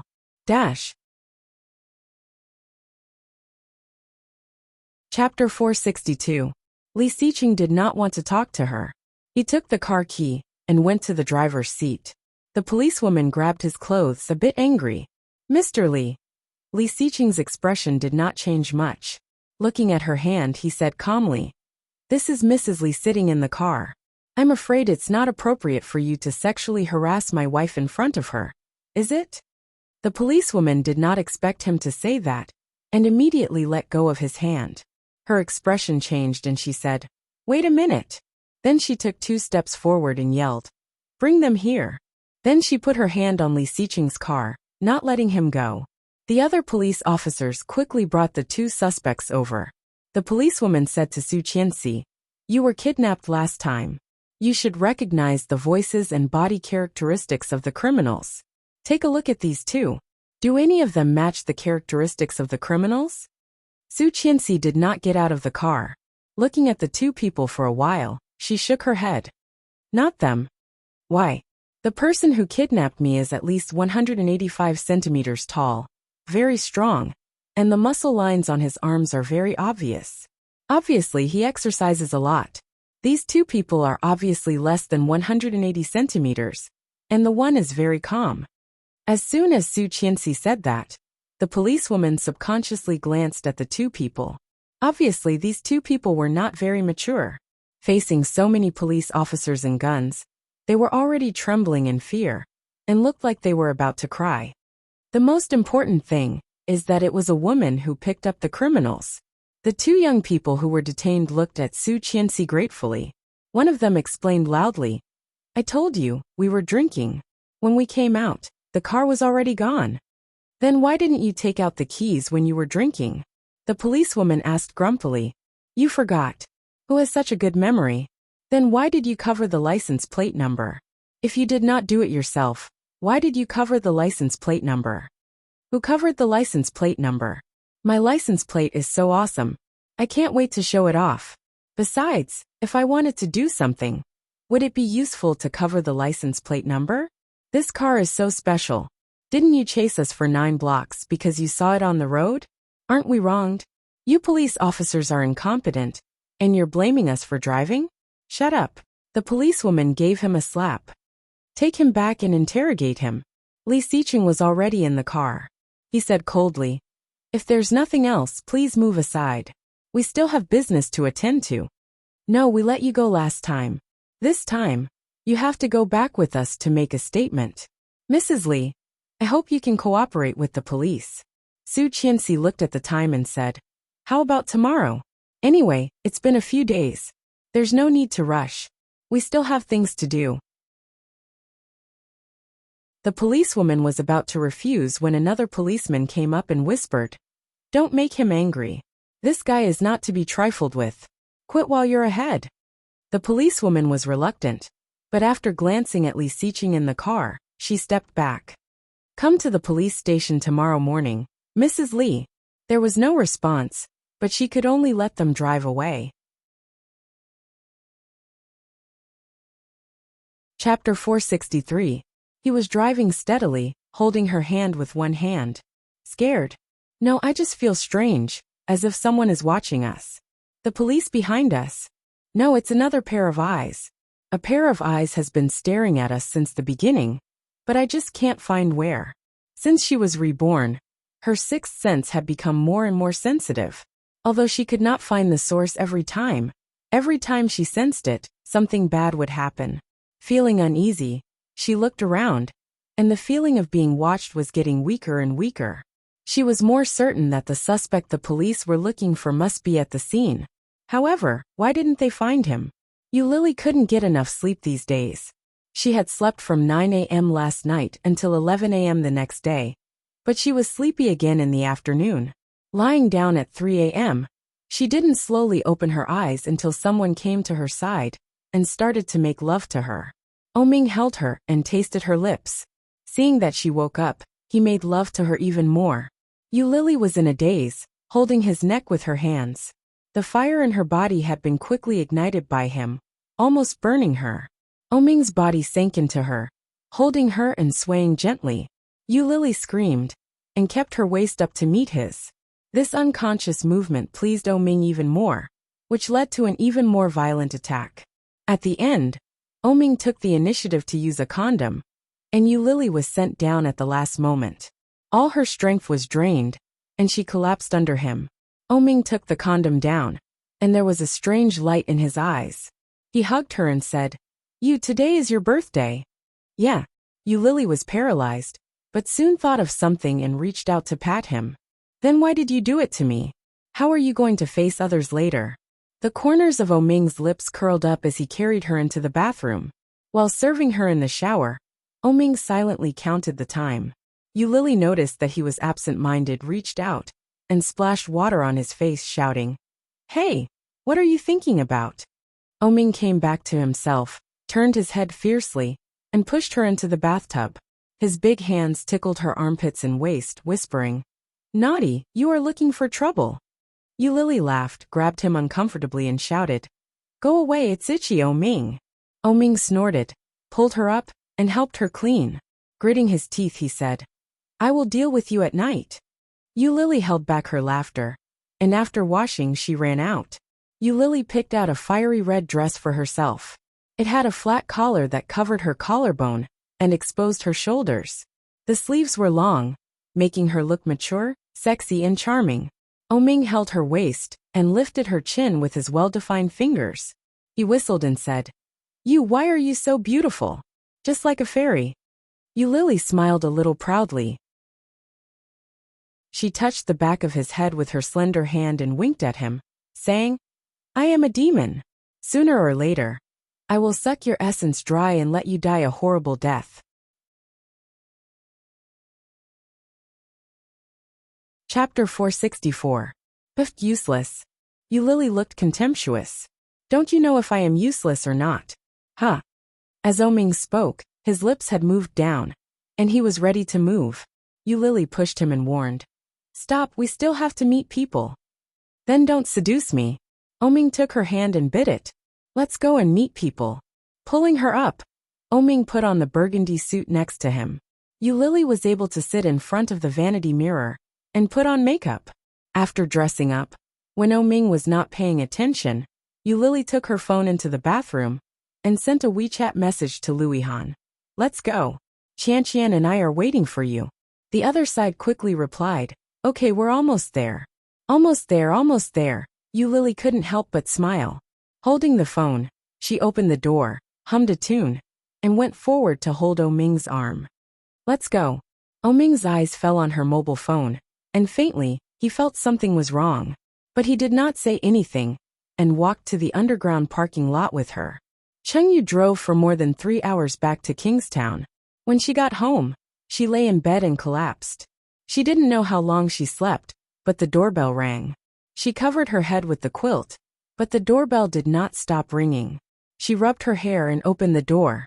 At first glance, she felt that she was going blind. Her first reaction was to close the door. However, it was blocked by Rong Rue and could not be pushed. She was angry and yelled, "Are you King annoying? Why are you still haunting me?" Rong Rue did not care, but pulled the suitcase, looked at her house and nodded. "It's quite clean." Chengyu noticed the suitcase in his hand and was shocked. She stepped on his suitcase. "Wait, what the *CK do you want to do?" "To find you." Rong Rue's face was not red, and he was not out of breath, as if he was saying something natural. "I don't welcome you. Get out." Chengyu had really never seen such a shameless person. Didn't he know that others hated him? Didn't he know that she hated him to death? Did he really think she was joking? She sneered. "By the way, I transferred the money to you. Did you see it?" "Yeah," Rong Rue responded. "I transferred it for you too." Did you see it? When? 10 minutes ago. She snorted and turned to check her phone. Kingstown Bank prompts you that Rong Rui has transferred you 1,000 yuan, 000 yuan through mobile online banking. Cheng Yu was so shocked that she almost dropped her phone. Turning to look at him, she exclaimed, "Are you crazy? Why did you transfer so much money to me?" Rong Rui walked in with his suitcase and said, "Rent, but I don't know how to cook, so you have to work hard, Miss Landlord." Bah! She threw the phone away, reached out, and pushed him out, shouting, "I don't agree. Get out. You are trespassing. I can call the police. But I've paid the rent. You can't kick me out. F***CK. I'll return it to you." Who the F***CK wants your rent? She picked up the phone and was about to transfer it back to him. However, the new phone had not yet been installed with online banking.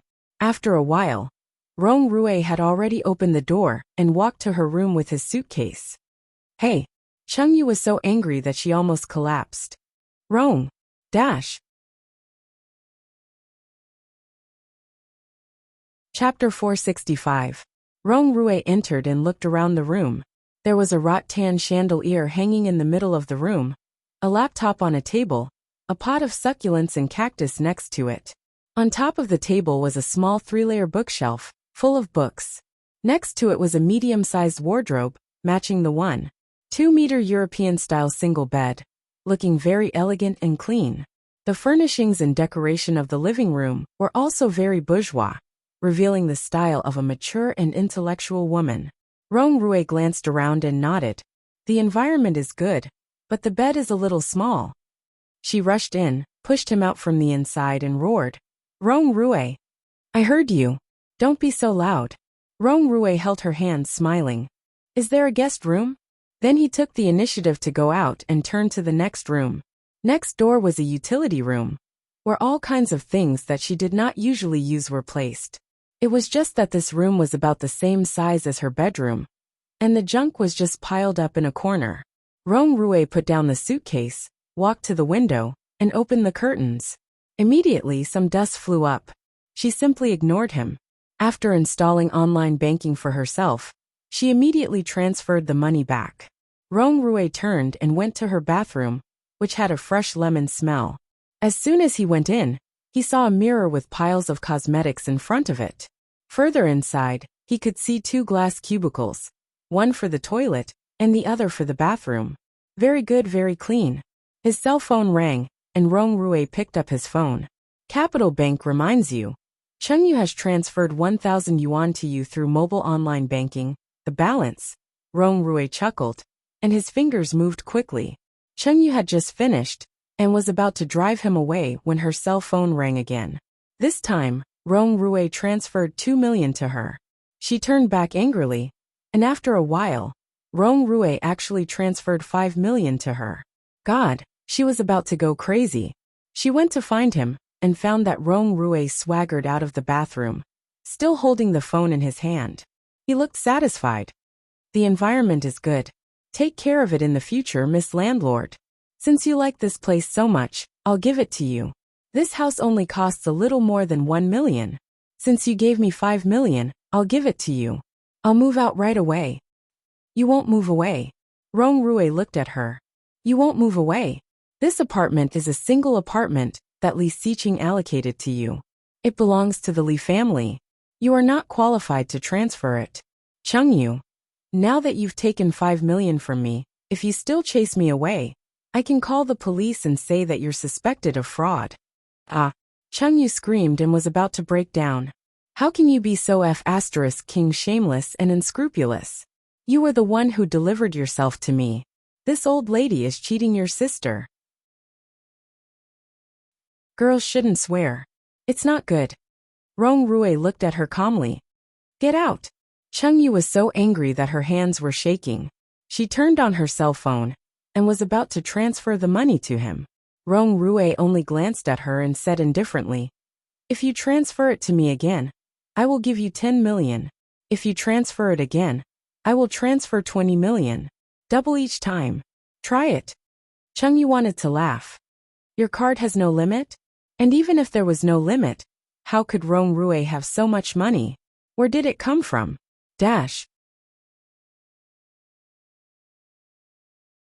Chapter 466. Rong Rui glanced at her, looked calm, and gently shook his head. No, I don't believe it.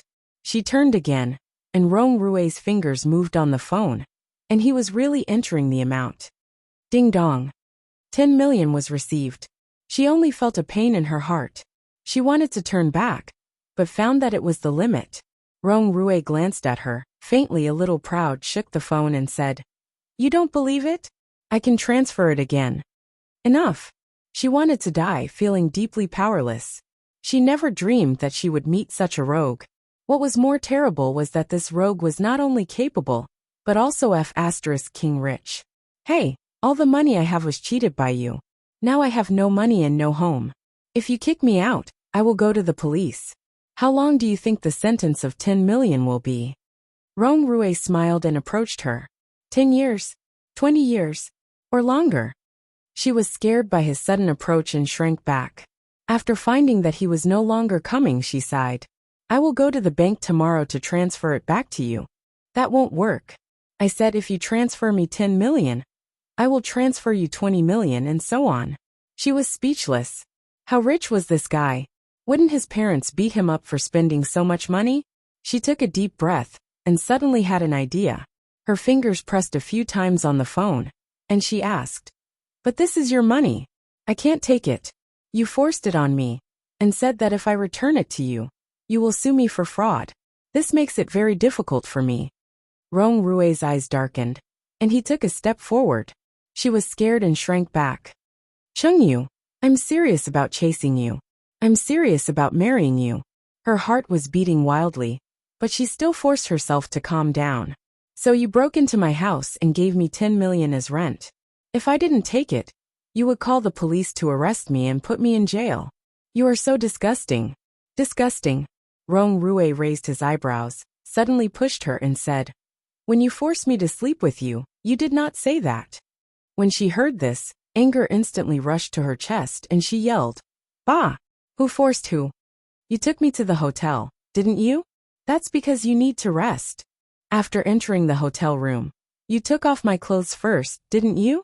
I didn't. You do. You're clearly hinting to me that you don't have a boyfriend, right? Chengyu blushed. Then you took off my clothes and pants, didn't you? You. I don't want to, and you say that I'm pretending. Am I not? Get lost. In order to prove that I'm not pretending, I cooperated with you. Otherwise, do you think I'd like someone like you? Rong Rui looked contemptuous. Anyway, I didn't volunteer that day. Can you be any more shameless? Why not? Rong Rui grinned, got closer and said in a low voice, Use this recording to call the police. Let's see who wins. Chengyu's eyes widened. Before she could speak, she was pulled by him. The back of her head was buckled, and then her lips were sealed. Rong Rui took the phone from her hand, and the kiss deepened. She felt a little uncomfortable and subconsciously stood on her tiptoes, which made him crazily invade her. Oh, uncomfortable. Chapter 467. Rong Rui then let go of her. Looking at her blushing face, he straightened his clothes, turned around, and picked up the things he brought. He found a paper bag, threw it to her, and sat on the sofa. She subconsciously took it, a little dazed. Didn't you say you were going to a birthday party? Put it on. What is this? She asked subconsciously, but quickly realized that this guy bought her clothes again. Turning it over, she found that it was a blue dress, a little thick, and the style was very special. She inadvertently glanced at the tag, 8888. She put the dress back and threw it back to him. She said coldly, What do you mean? Want to conquer me with money? No. Rong Rui took out a cigarette from his pocket and put it in his mouth. He did not smoke it, but looked at her with a serious face. I want to conquer you, but not with money, but with people. Taking out a lighter and igniting it, Rong Rui spat out a mouthful of white smoke. Chengyu, this is the first time I have pursued a girl. Chengyu's heart was uncontrollably agitated, like a sponge swept by a gust of wind, with monstrous waves rolling and surging. But soon she sneered coldly. Do you think I will believe you? How can Tang Minjing feel when you say that? I have never pursued her. Rong Rui looked at her with a pair of amber eyes and said slowly, I have known Tang Minjing for 10 years, but she has never looked at me. In her heart, there is only Li Xiqing, so I have never tried at all. Because you know it is impossible to succeed, so you think that people like me are easier to pursue and control, right? She looked at him strangely. Rong Rui, I really suspect that you are sick. The psychiatrist who contacted Tang Minjing is not bad. Should I introduce him to you? No, I never thought it was easy to pursue. Women like you are too proud. If I want to conquer you, I must be better than you. Rong Rui took a drag and slowly exhaled. Unfortunately, I happen to be a little better than you, and you don't hate me. Why don't you try? Who said I don't hate you? I hate you so much that I want you dead. If you hate me, you won't sleep with me. He stood up and looked at her. Chengyu, you also like me, don't you? I'm sorry. I'm not interested in a man like you who still has another woman in his heart. I only have you in my heart now. What about Tang Minjing? Do you dare say that you don't love her? I don't. Rong Rui said without hesitation. She killed the previous Rong Rui, and you saved the current Rong Rui. Her heart was beating abnormally fast. Looking at his affectionate eyes, she could not say a word of refusal. She didn't seem to dislike him that much. But then, do you love me? Rong Rui was stunned for a moment. Cheng Yu's eyes dimmed, and there was an indescribable sense of loss in her heart. Cheng Yu, don't say any more. You can go. I will return the money to you. Cheng Yu walked to the edge of the sofa, picked up the phone that Rong Rui had just put down, and said, I was confused that day. Forget it. Anyway, you are not the one who suffered. If I knew that I would be entangled by you because of a one-night stand, I would not have used you to f***ck. For so many days, there is not a day that I do not regret it, Rong Rui.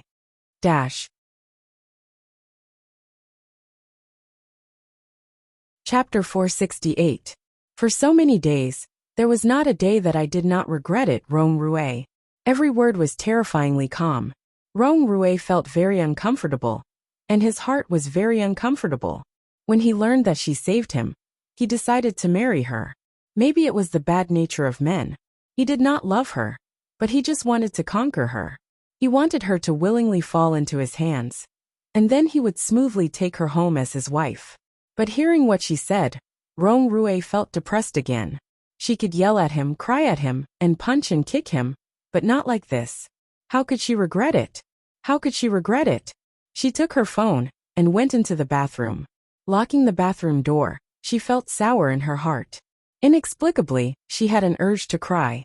Looking at herself in the mirror, she had clean short hair and was wearing a stereotypical office lady outfit, not feminine at all.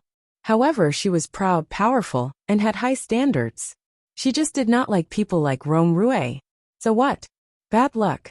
She picked up the comb and combed her hair, washed her face, and began to put on makeup. About 40 minutes later, she went out, and Rong Rui was still sitting on the sofa. Why haven't you left yet? She was a little annoyed. Mr. Rong, can you be a little more shameless? Rong Rui did not answer her words, but threw the clothes he brought over to her. Put it on, and let's go together. She took the clothes and threw them next to the trash can. With a sneer, she entered the room, opened the closet, and rummaged through the clothes. She found a fairly clean dark blue suit, locked the door, and began to change. When she came out, Rong Rui had disappeared. She walked around and made sure that he had left, picked up her bag, and walked out the door. When they arrived at Palace 1, it was already past 7 o'clock. When Su Qianxi and Li Xiqing arrived, everyone was already there. Yulili did not have many friends. She only invited Su Qianxi and Louis Han. The others were completely forced to come by Oming. Of course, he only invited the brothers that he and Yulili knew. At this moment, Yulili, Chengyu, Luozhan, Louis Han, and Oming were sitting on the sofa. Chengyu and Luozhan were singing It's Hard to Love by Anita Mui and Jackie Chung. Su Qianxi was pulled to the sofa by Li Xiqing and watched Yulili and Louis Han rolling dice.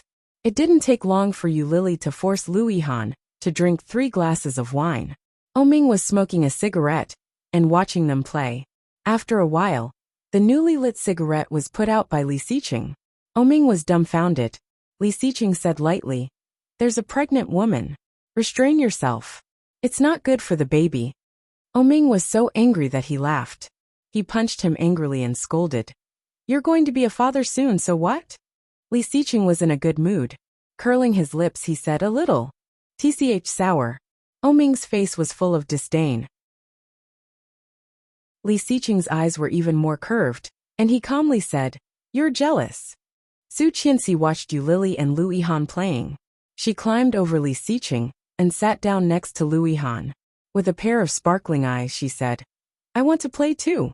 "Okay, if you lose, let your husband drink." The next chapter was a very fun chapter, but it was stuck. I couldn't finish it before 12 o'clock. Send a notice. And I'll finish it tomorrow afternoon. _. I'm going to work tomorrow. Go to bed early. Good night. Chapter 469.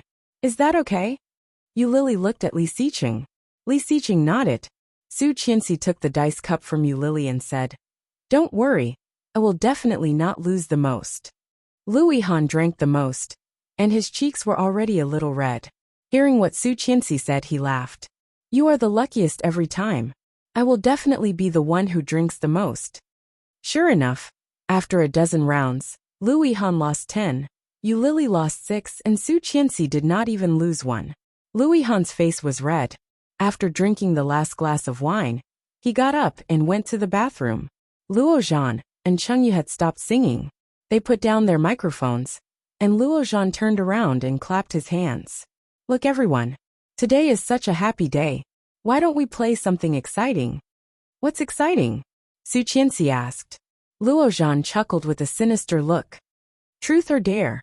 Hearing that, Cheng Yu glanced at him contemptuously. "How old are you? Still so childish. You can't say that. I am still a child." Luo Zhan shamelessly took out a deck of cards. "This is the truth or dare card that I worked so hard to get. Come on, let's play together." Su Qianxi blinked, looked at Li Xiqing and asked, "Honey, do you want to play?" "You want to play?" He never participated in Luo Zhan's retarded games. Su Qianxi nodded and took his hand. "I want to play. Let's play together." "Okay." Yu Lili was also excited and waved at Luo Zhan. "Let me see what kind of cards you have." Luo Zhan chuckled and handed the cards over.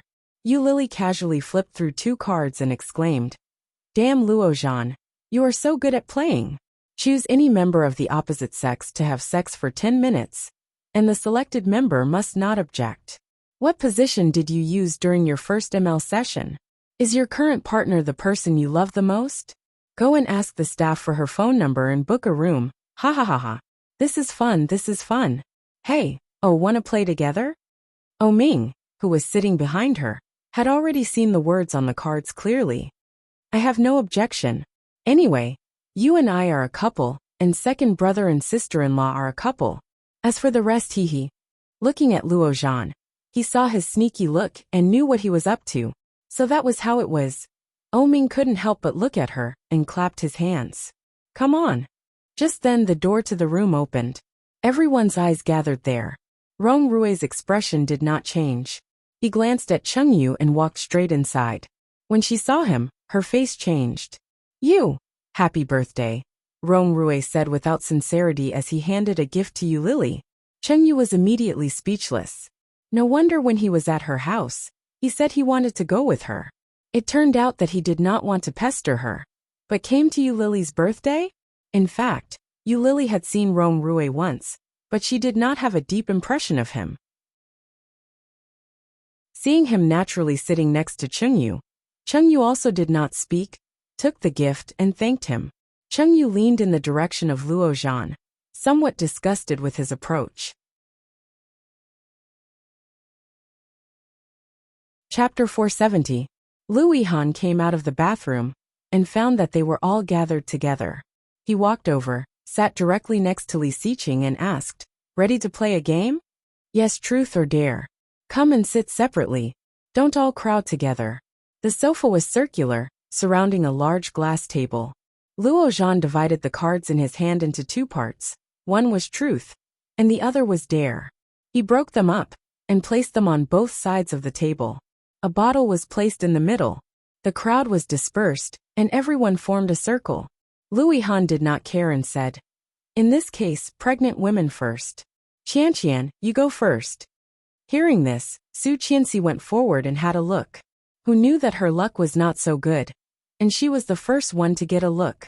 Su Qianxi wailed, "Ihan, are you setting me up?" Hearing their intimate address, Li Xiqing felt a bit jealous and squinted at Su Qianxi, slightly warning her.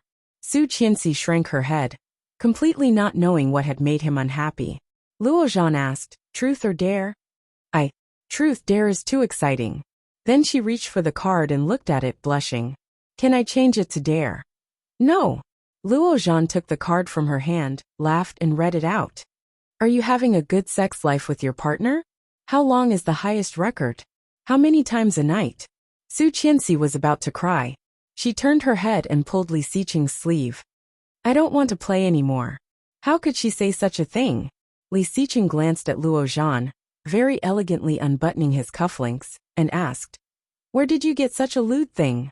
Don't tell me this is the content of all the books?" Of course, Luo Zhan had spent a lot in order to pick up a girl. However, how could she say such a thing? Luo Zhan did not change his expression and retorted, "Do you mean you want to be shameless?" "Sister-in-law, answer him. Don't be afraid of him. It doesn't matter even if he is a second man. Say it." "Do I really have to say it?" Su Qianxi blushed, grabbed Li Xiqing's hand, and looked at him for help. "Go ahead." With a smile in his eyes, Li Xiqing glanced at Louis Han.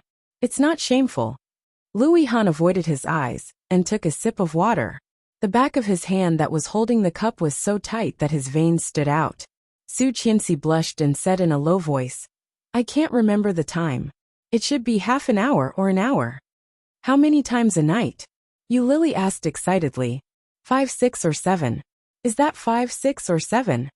7, 8 times." He took a sip of water and cleared his throat. She punched him in the leg.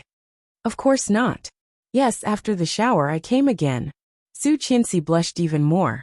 Covering her face, she leaned on the sofa and shouted, "Stop it."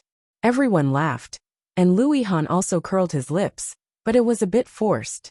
Yu Lily clearly saw it, and asked Su Qianxi to turn again. This time, it was Louis Han's turn. Chapter 471. Luo Zhan took the card and read it out with a smile. Find a person at the scene to bang against the wall for 3 minutes. The more he read, the more he felt a sense of crisis. At the scene, Yu Lily and Su Qianxi could not be touched. So, only Chengyu was left? Oh my god. No, assistant Chengyu was his. Luo Zhan calmed down and said, "How about another one?" "No. How can this be?" Su Qianxi protested. "Why not me? You can change it for him?" "That's right." Yu Lily echoed. "How can this be? You can't change it." Rong Rui straightened up and put his hand on Chengyu's side. It was not a big movement, but Chengyu's heart jumped inexplicably. Louis Han pursed his lips and said after a long time, "Then I will drink." "Okay, finish it." Yu Lily took out the half bottle of whiskey and raised her chin provocatively. "Damn." Luo Zhan lost his voice. Chengyu was scared. "That's too cruel. Lily, this is not good." Su Qianxi said. After drinking half a bottle of whiskey, she would be dead. Yu Lily did not think there was anything wrong and said confidently, "Well, if you don't follow the rules, you will be punished." Looking for her? Wasn't it just banging against the wall? Wasn't it just ***? She was here. You can find anyone, and the chosen person cannot refuse otherwise. Yu Lily slammed the bottle on the ground. "Finish it." Louis Han turned around with a painful look, and then looked around the crowd. Li Xiqing held his wife in his arms. There was no expression on his cold face, but the warning was overflowing. Yu Lily looked at him with a pair of big eyes. But, he knew what she was thinking about him. But she already had a boyfriend, didn't she? Louis Han finally looked at Chengyu. Rong Rui and Luo Zhan both looked at him with a warning look. Ashi. Louis Han was in a dilemma. He reached out and scratched his head, and finally pulled Luo Zhan next to him. Luo Zhan looked like he had seen a ghost. He was pulled and suddenly pressed against the wall. The crowd exclaimed. Luo Zhan only felt something soft pressed against his lips, and his whole person was stunned. Asterisk asterisk asterisk. Rong Rui lightly reminded. Lu Yihan looked like he was in pain and stuck out his tongue. Luo Zhan had a disgusted expression on his face, and clenched his teeth tightly. The chosen ones can't refuse, Rong Rui said again. F asterisk CK. Was Rong Rui sick? Luo Zhan cursed in his heart, but he still kept his teeth closed. Finally 3 minutes were up. Lu Yihan immediately pushed him away, and turned his head to the side. Ew! Luo Zhan had the same reaction, and both of them retched at the same time. Su Qianxi burst out laughing, grabbing his arm and laughing so hard that she almost cramped up. Oming was the most impolite. He laughed the loudest and said, Luo Zhan, if your old Luo knew what happened today, he would break your legs. Yu Lily, on the other hand, couldn't laugh anymore. She looked at Lu Yihan's direction, and picked up the glass of water. Oming clearly noticed Yu Lily's strangeness, and glanced at her. Then his eyes fell on Lu Yihan, and his eyes suddenly became deep. Lu Yihan did not spit out anything, and continued to spin the bottle. This time it was Oming. Oming leaned over to pick up a truth card, and threw it to Luo Zhan. Chapter 472. Yes, I do. Oming did not hesitate and looked at Yu Lily. Yu Lily was drinking water, not knowing what expression she had. Oming quickly looked away, picked up the bottle, and turned it again. This time, it was Rong Rui, who was still relatively unfamiliar to everyone. Rong Rui directly took a truth card, and threw it to Luo Zhan. Luo Zhan was puzzled. Since when did he become a spokesperson? What is the most shameful thing you have done in your life? Unexpected question. Rong Rui was a little disappointed. He thought about it and replied, probably when I tried to please a woman, but was thrown out like a rag by that woman. Then he glanced at Chengyu. She pretended not to understand and sneered. So you deserve to end up like this because of Tang Minjing. She mentioned Tang Minjing again. Rong Rui was not happy and said calmly, Chengyu, you know who I am talking about. Something was wrong. Luo Zhan pricked up his ears and looked at Rong Rui, feeling very uncomfortable. Could it be that this guy had already gotten his hands on Special Assistant Cheng? It shouldn't be. Chengyu was so difficult to deal with, and had such high standards. Luo Zhan had not succeeded yet. Rong Rui had so many dark history. Why? Chengyu ignored him. Rong Rui continued to turn the bottle, and the next one was Li Siqing. Luo Zhan waved his hand and said, don't choose truth. It's too boring. Choose dare. Hearing that, Li Siqing's hand, which was about to flip dare, immediately turned to flip the truth. Luo Zhan asked, damn, what is the most touching thing your partner has done? Li Siqing looked at Su Qianxi. Su Qianxi bowed her head slightly. She did not seem to have done anything particularly romantic. Li Siqing reached out, and took her in his arms. His voice was low and gentle as he said, she is still alive. Just 4 words, but Su Qianxi felt a mix of emotions. An inexplicable throbbing burst out from the depths of her soul, and instantly soaked her whole body. Su Qianxi looked up at his eyes. His eyes were extremely deep, like the vast starry night in the Antarctic, so bright and gorgeous that she was mesmerized. That's it. Luo Zhan was a little surprised. Okay, he responded in a low voice. Her eyes were already red, and she hugged him back. Hey, don't be like this. The single dog is still here. Luo Zhan covered his eyes. Li Siqing slightly pursed his lips and turned the bottle. This time it was Luo Zhan. Luo Zhan was a little excited. He rubbed his hands and chose dare. If he was lucky, maybe he could choose to have sex with the opposite sex, or do push-ups on the opposite sex. Then he would go directly to Chengyu. Just thinking about it made him a little excited. However, as soon as he picked up the card, Luo Zhan was stunned. Lu Yihan grabbed the cards and laughed. 5 minutes of coquettish moaning on the spot. Ha ha ha ha. Hearing this, the others also convulsed with laughter. Luo Zhan stood up angrily. That's not fair. Why can't I choose a partner for my dare? I can only do it myself. Besides, I've never done it before. How can I do it? Oh, you Lily started to make a fuss. It turns out to be an old virgin. Ha ha ha. Luo Zhan blushed and said confidently, What? What's wrong? This means that I don't do it. I am a very good man. Dash.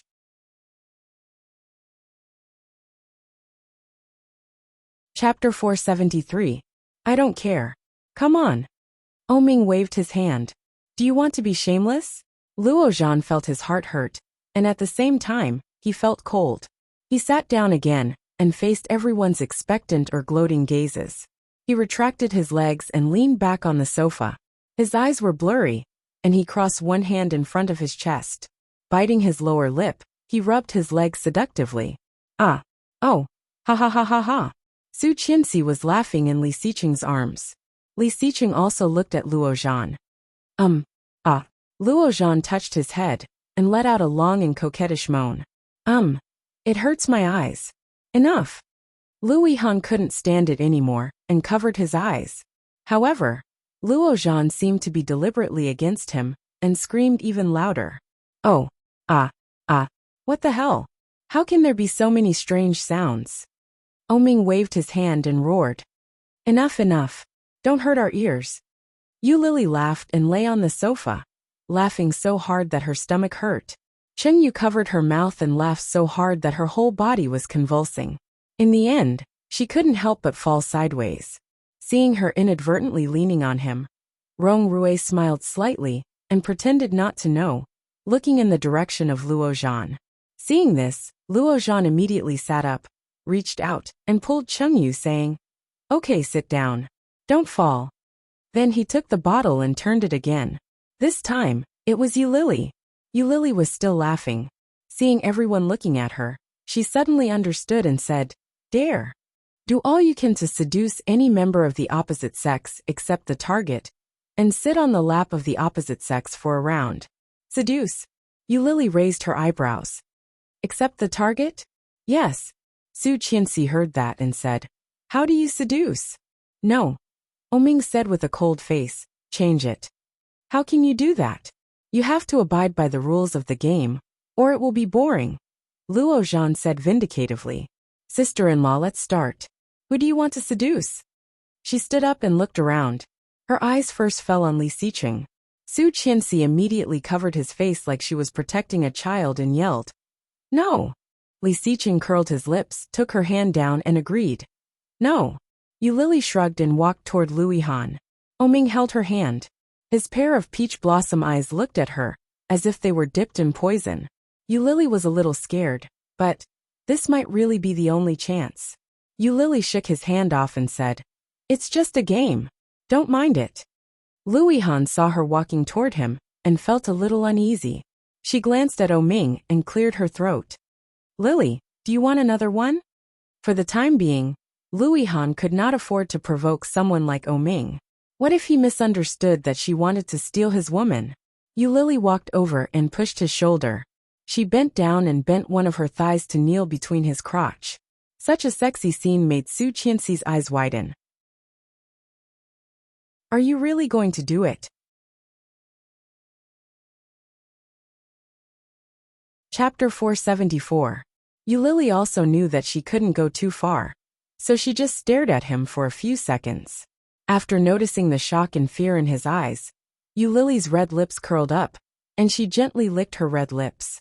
She stared at him, and then narrowed her eyes. Yu Lily. He couldn't stand it anymore, stood up and roared. She straightened up and turned her head. It's just a joke. Why are you in such a hurry? Then she sat on Lu Yihan's lap, took the bottle, and began to spin it. This time it was Li Xiqing again. This time, Li Xiqing took the dare and threw it to Luo Zhan. Luo Zhan read the words on it. Feed your partner bananas. 10 minutes for one.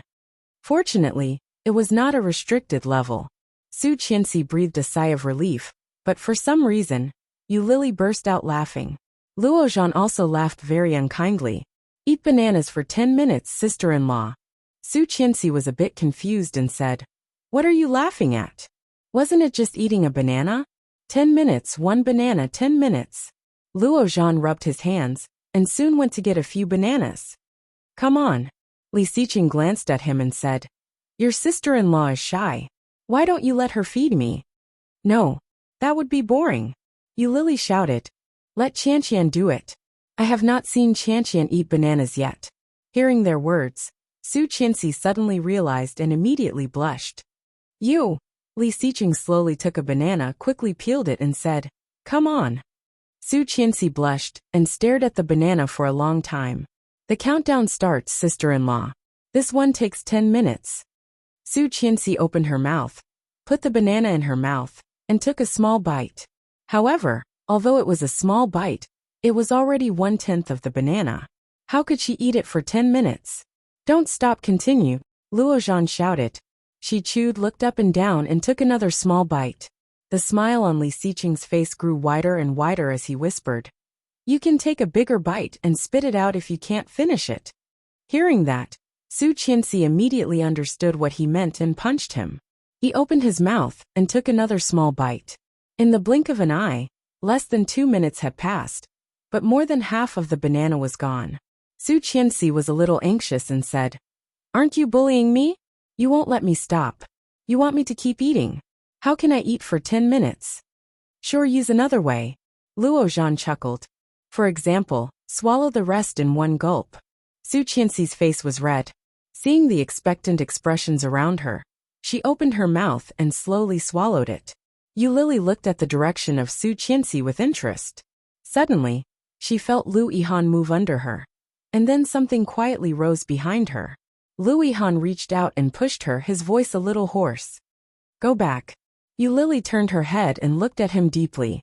Just now, she sat on his lap for so long, and he did not have any reaction. Now Su Qianxi just took a bite of the banana, and he actually. Chapter 475. Her voice was very low, and only the two of them could hear it. Lu Yihan froze slightly, looked up, and knew that she had found out when he saw her expression. His face was burning, but he no longer stood on ceremony and pushed her. Young Mastero, take her back. He raised an eyebrow and looked at her. Eulili snorted and walked back in the direction of Oming. Only 5 minutes later, the banana in front of her was almost gone.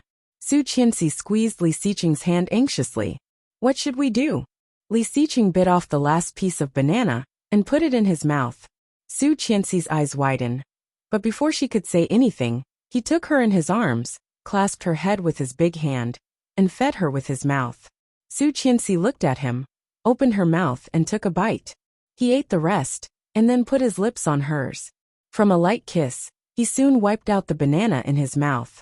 However, he still did not let go, but pressed her on the back of the sofa, his big hand around her waist, no different from usual.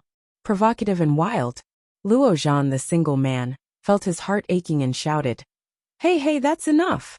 Rong Rui subconsciously looked at Chengyu. He saw her looking at them, her hands intertwined, and her face blushed. Seeming to notice his gaze, she turned her head to look at him. Seeing his amber eyes, she immediately looked away. Su Qianxi was kissed senseless. When he let her go, she was already panting and lying in front of him. Luo Zhan glanced at the time and was speechless. Just 10 minutes. He took her in his arms and whispered with a smirk, How do you feel? Su Qianxi looked up at him and patted him. There are so many people, he chuckled. Then we can continue after we go back and close the door. Su Qianxi's face was even redder, and she covered her face. Li Xiqing smiled, stretched out his hand, and turned the bottle again.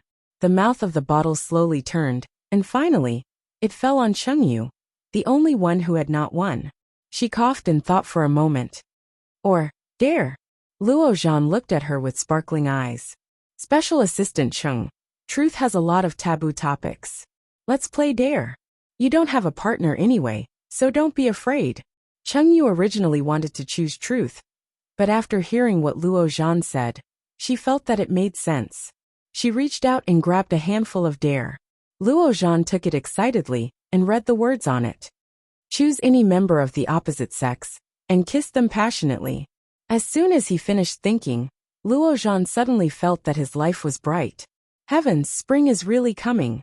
Happiness came too suddenly, and he wasn't ready to deal with it. Wait, be more reserved, be more reserved. Luo Zhan looked at Chengyu with sparkling eyes. Chengyu's lips twitched. Looking at the words on the card, she clenched her fist and mercilessly knocked on his head. Asshole! You tricked me. Luo Zhan held his head and wailed, but soon moved excitedly to her side and said, No, you should believe that this is the fate that God gave us, right? I am such a handsome man by your side, and God let you choose me. Chengyu, come on, ravage me. I am ready. I am willing.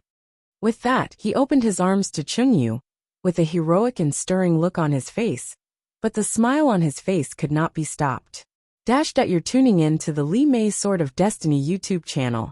We're so grateful for your support, and don't forget to subscribe to join us on this incredible journey through captivating stories.